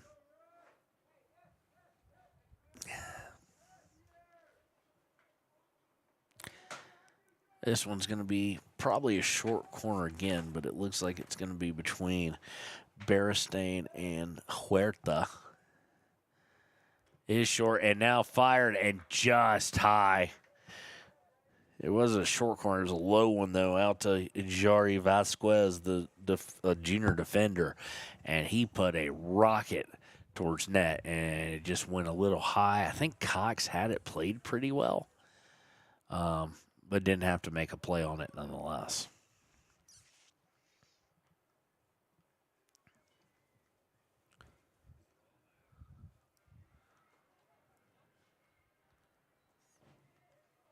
Sending it forward is Jackson after another takeaway. They've just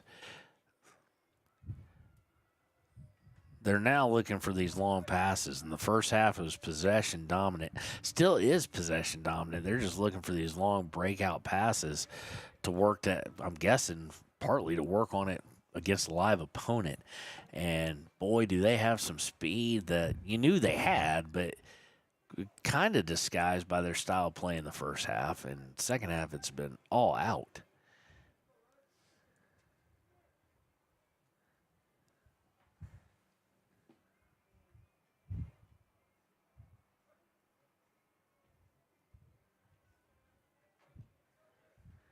Jackson working their way up, trying to go near side. Now when they find themselves in trouble, they go back to the short passes again. And they're towards the box, and we're going to get a foul against Peyton Larson. And he's reaching, and that's a yellow card against Peyton. So he'll have to come out. We're getting a substitution anyway, so.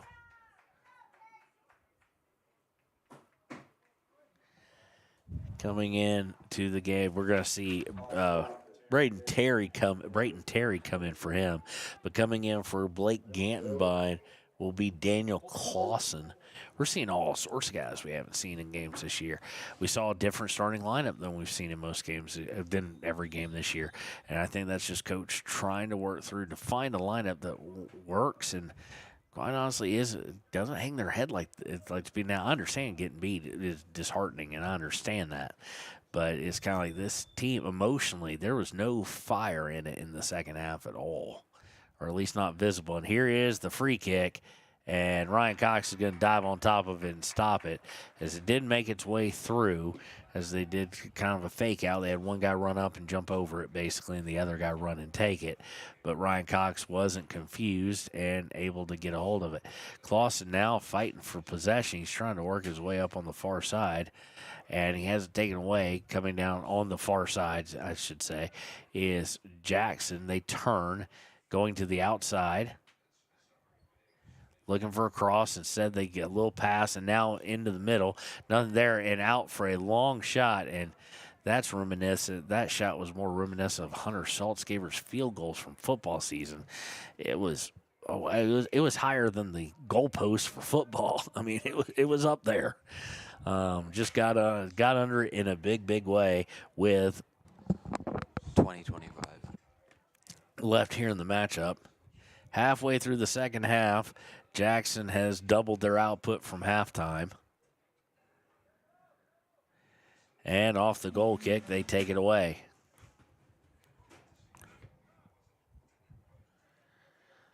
Go back towards the middle, now looking inside. That was well done, and goal number 7 is in the back of the net. This one by, I do believe Vasquez, but I'm not 100% sure. I think it was number 15. It is Vasquez, and it's 7-0 on the Golden Buffalo scoreboard with 20-01 left in this matchup.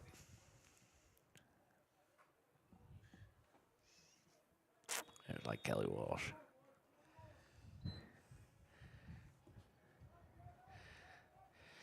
There's some good teams out there. Like I said, you just heard me say this reminds me a lot of the Kelly Walsh game. Reminds me of the Rock Springs game, but this is kind of a combo. Jackson's kind of a combo of the two. Kelly Walsh, very big on possession.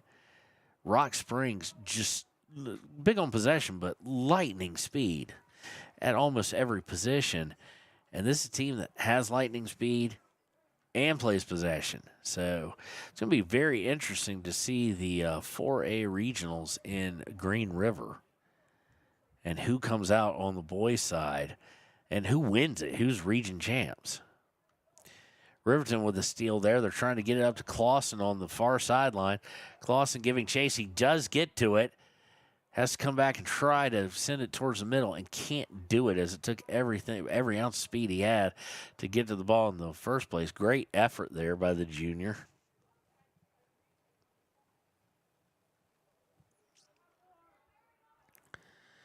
Riverton now trying to put some pressure on, and they're going to make Flanagan do something they didn't make the other one do, and that is come out and play a ball.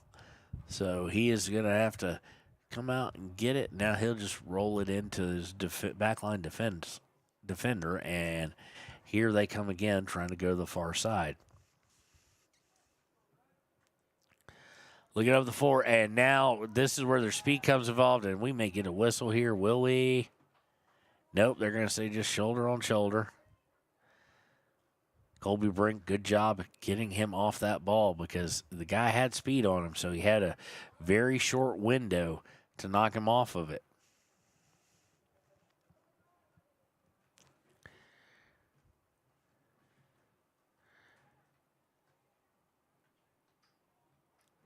Reminder, we will have the Click It or Ticket postgame show. It will be immediately following this game.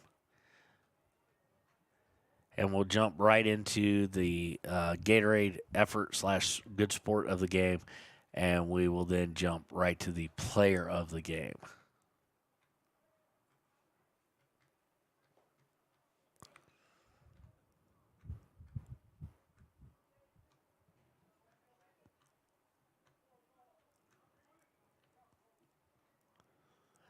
Coming in, or about to check in for Riverton is Leo Ferrari. We have seen him play some this year.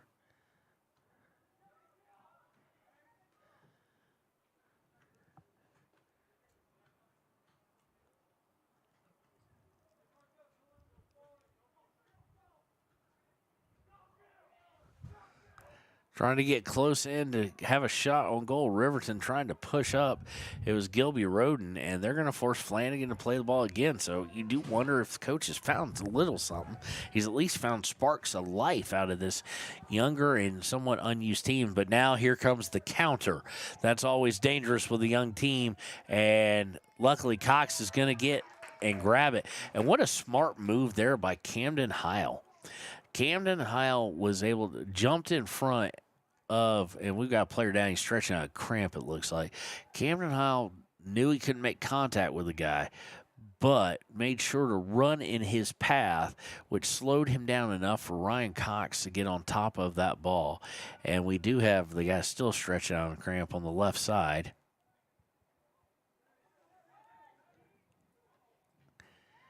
And Jackson doesn't seem to be complaining, wanting the clock to stop or anything, because he's still down stretching it out. And now the referee's caught on.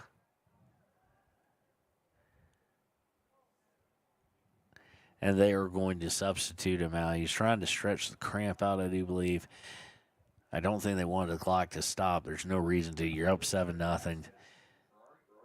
So Ferrari's going to come in for Roden.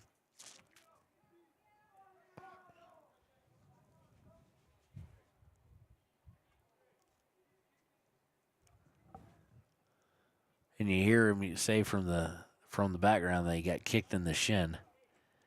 That's why you wear shin guards, though. I know it still hurts a little bit, but I wouldn't think you'd be stretching out your calf muscle from it. Well, they give it to Flanagan. That's where we're going to pick things up.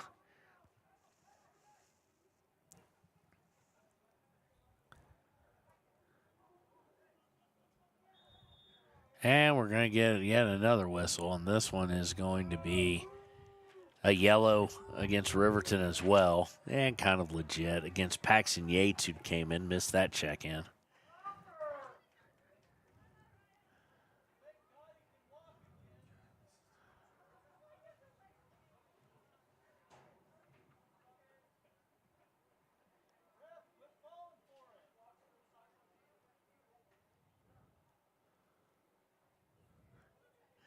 So do the yellow. We're going to get some substitutions. We're going to get Peyton Stevens coming in, as well as Holton Yates. Holton Yates. Haven't seen Holton Yates yet this year. At least I haven't seen him.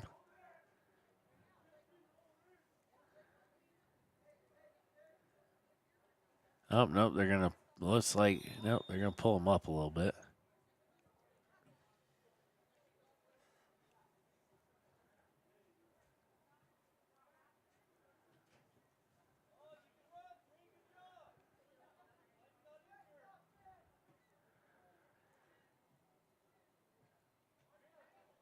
Jackson perfectly content to work the sidelines here and goes all the way back to their back line.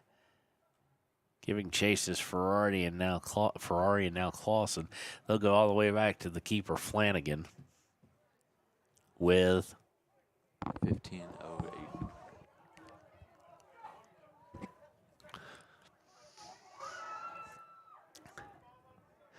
And now Jackson's just going to run at will through midfield.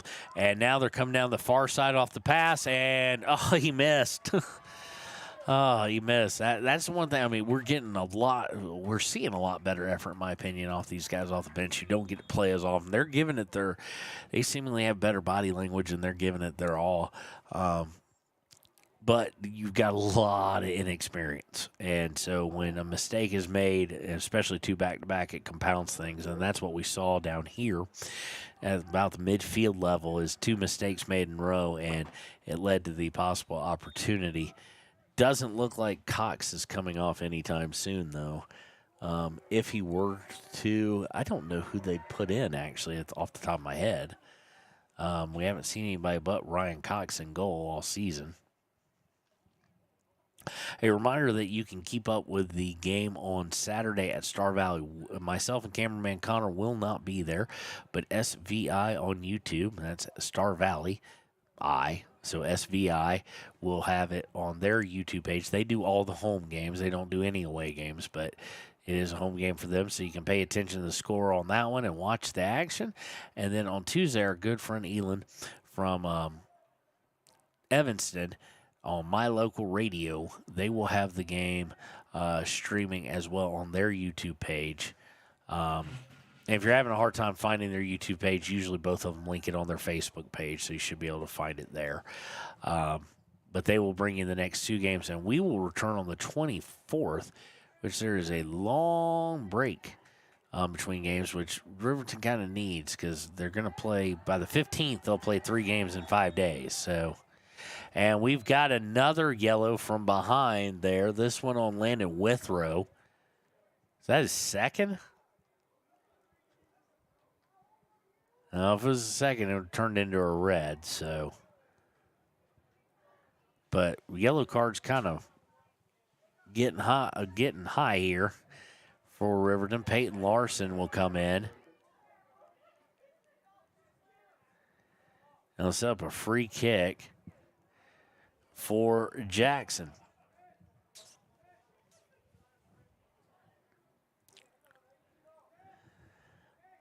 Don't know who's going to take this. They're going to run their little funky thing here, I think. Oh, he just rolled it forward. It's live.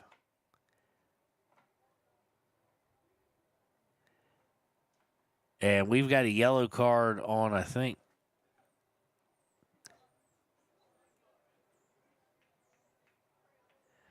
Holy cow. I didn't see what he did, but we have a yellow card on Holden Yates. So,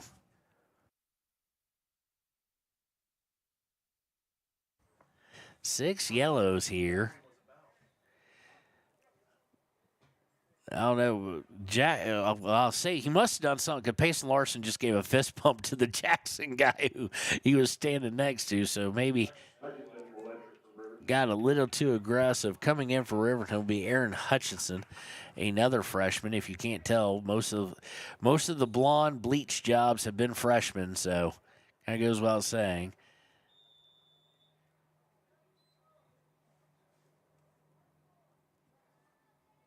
And he's going to go for goal, and he's going to be way off target. Way to the right. Ron Cox is left, so it'll be a goal kick here. And while you know that, like, Landon Withrow could probably get away with a yellow, I'm not sure Holden Yates, who has not played much, you don't want to come in there, you're trying to give it your all, earn more playing time, and get a yellow, especially on what is basically a dead ball as they're setting up a free kick. Probably doesn't equate to a whole lot more playing time. Riverton will send it far down the field here. We've got under 12:24. Got under 13 minutes to play here.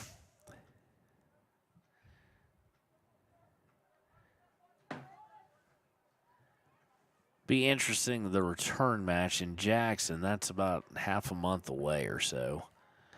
Actually, that might actually be in May.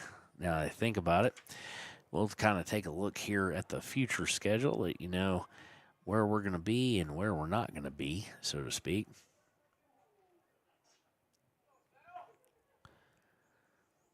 So, no, that'll be on May 1st. We'll be in Jackson. We will be bringing you that game.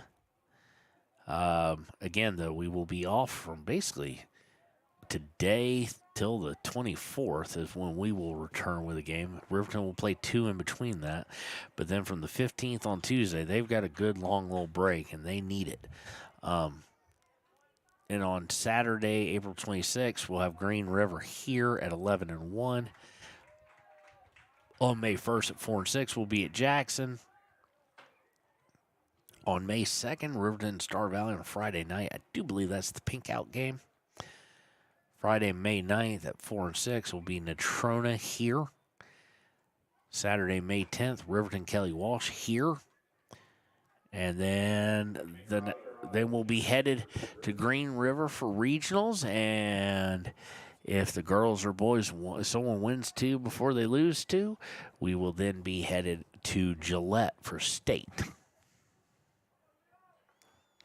Looking to work the outside is Jackson.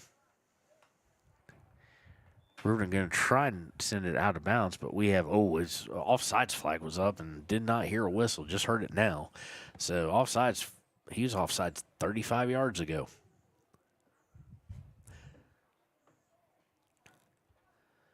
And girls winners today.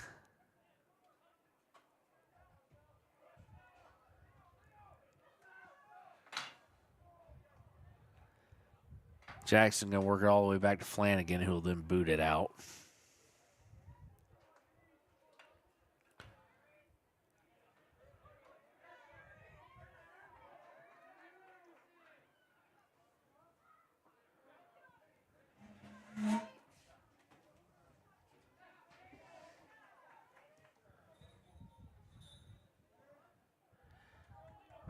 Riverton trying to get pressure. Give Ferrari credit. He's trying to live up to his last name. He's sprinting around out there, giving it his all.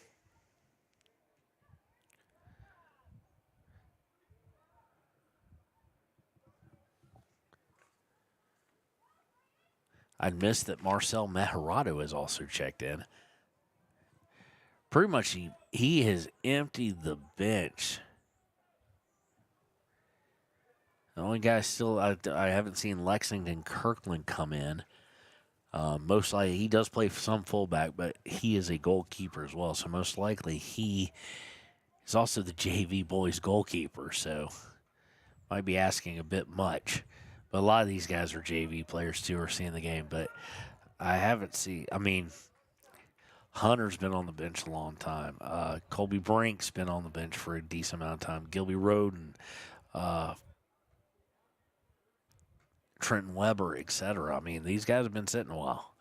And they're going to sit for the rest of the game, obviously. We're under 10 minutes now.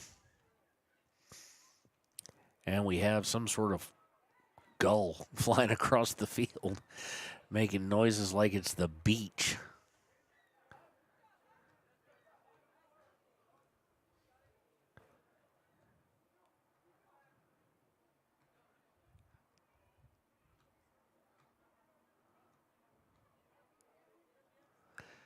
Girls win 2-1 today, so they are now on a winning streak. They are above 500. Riverton boys about to go to 1-5.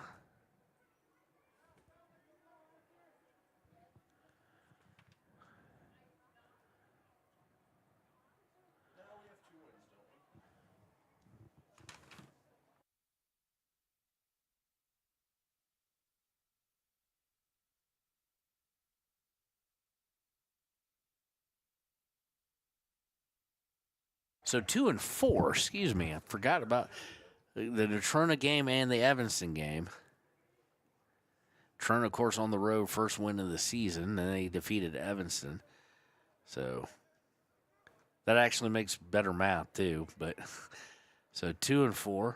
Girls cracking 500, so boys with a little work to do. There's definitely a room for them to improve. There's definitely games that they can win.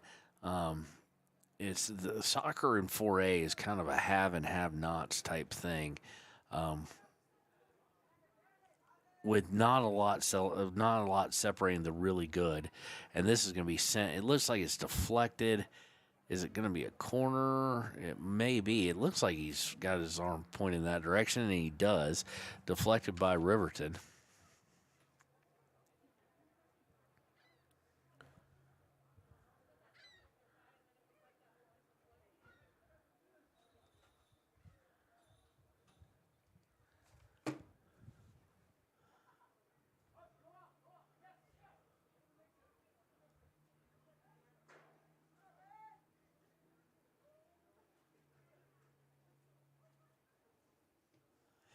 Corner taken. It's going to be sent right back out over the end line.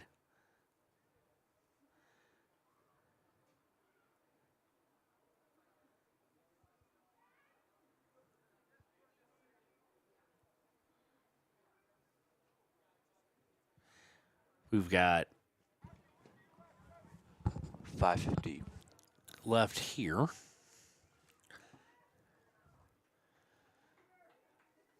And it's going to go all the way across the field and go out off of Riverton, so it'll be a throw-in.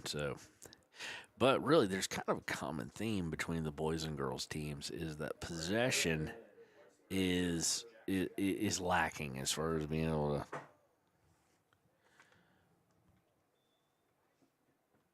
hold the ball and get to it and everything like that.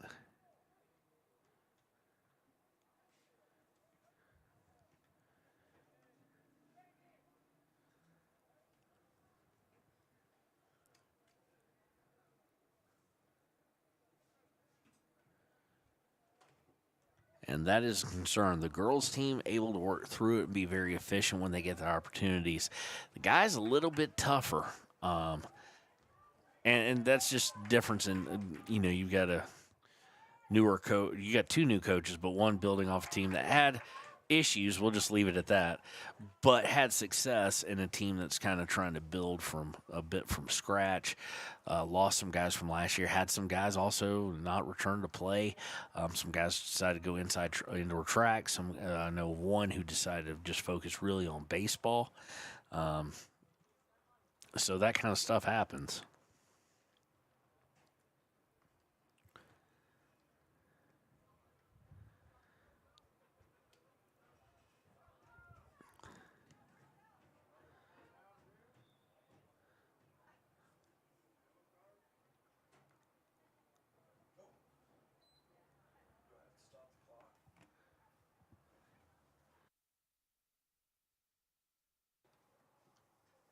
Sitting up here, referee talking to both teams.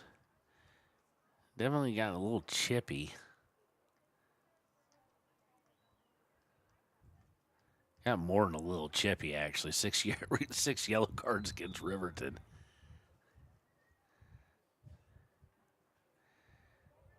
And Riverton now with a chance to maybe work forward with Ferrari, but it's taken away as soon as he fields it. And you could even sense the fans going, hey, maybe something will happen here.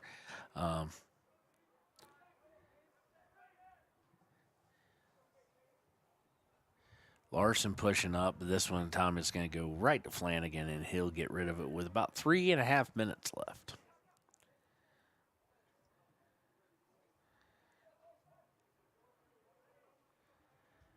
Looking for, that was just too easy. Jackson with the cross and put in the back of the net by number 12, Lucas Cohort. And it's 8-0 on the Golden Buffalo scoreboard with 3:23 left in this match. And that's what we were talking about earlier. You get some experience. It's good to get them playing time. I mean, losing 3-0, same as losing 8-0 at the end of the day. But the counterattacks when they open up have a tendency to possibly get ugly, and we've seen that a couple times with these young guys. But we've also seen a lot more energy from these young guys and from the inexperienced guys. So.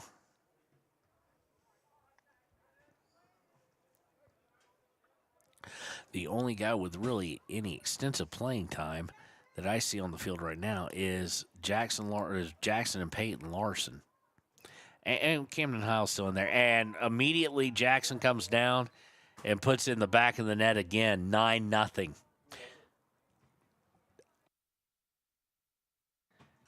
on the Buffalo scoreboard.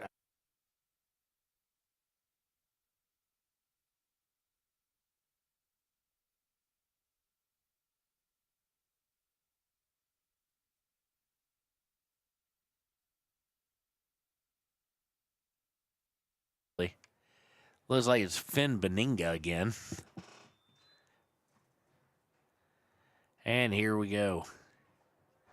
Riverton with the kickoff.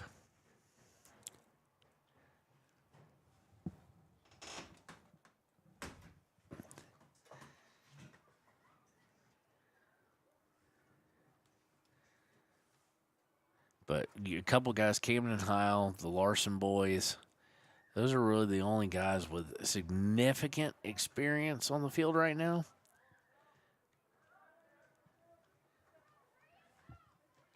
And they're looking to counter again. We've seen Ferrari a little bit. There's some guys. We've seen Peyton Stevens in that first game when so many guys were in New York and Boston. We hadn't seen the guy who got yellow carded. He ain't come back in, and I don't expect him to.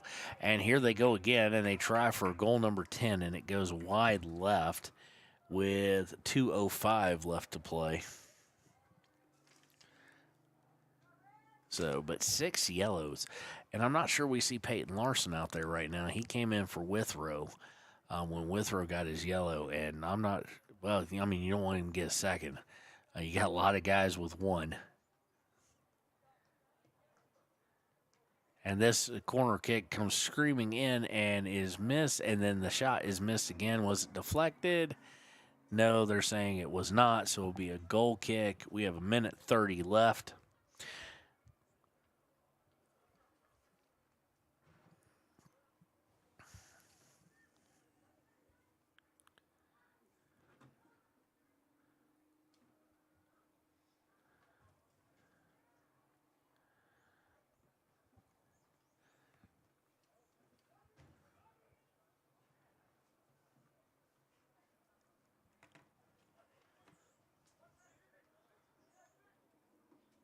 Beninga looking to work it in towards the goal, and Ryan Cox will scoop it up, and we are under 55 seconds left to play.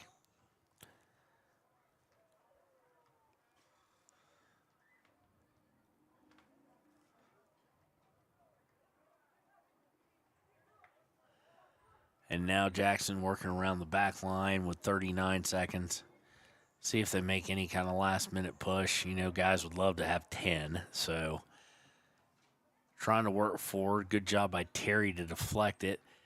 Now they're trying to come in forward anyway, and it's going to be deflected out of bounds. It'll be a throw with 20 seconds left.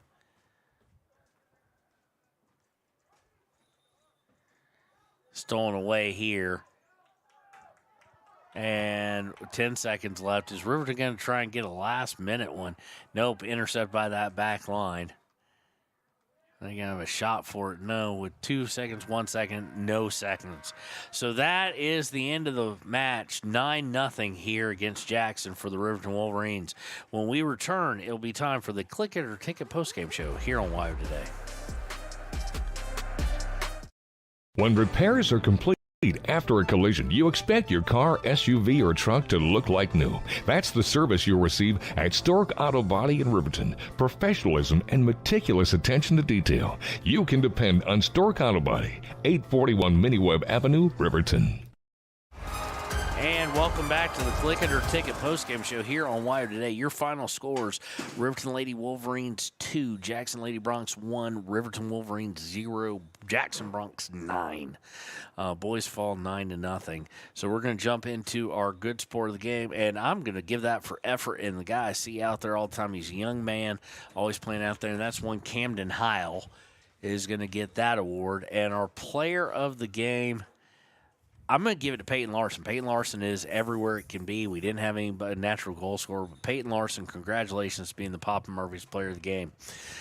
All right, so like I said, we on Saturday tune in to SVI and catch the game on there. And on Tuesday, my local radio network for the games this coming Saturday at Star Valley and on Tuesday at Evanston. We will return because they don't play after that until the 24th. They play a lot of games in a short amount of time, and then they have a game on the 24th. We'll be there. It is in, I do believe, Rock Springs is where that game is at. Let's look it up here real quick because I do have it here. So on the 24th, it is Riverton at Rock Springs. We will be there at 4 and 6. And then we'll be back home after that. But, again, your final 9-0 in favor of Jackson on the boys' side, 2-1 in favor of Riverton on the girls' side. For more information on this game and the game on Tuesday, check out the Riverton Ranger and Lander Journal Fremont County Sports section on Saturday. For cameraman Connor, this has been Kevin Shields. We want to thank you all for tuning in. We'll see you next time on WYO Today.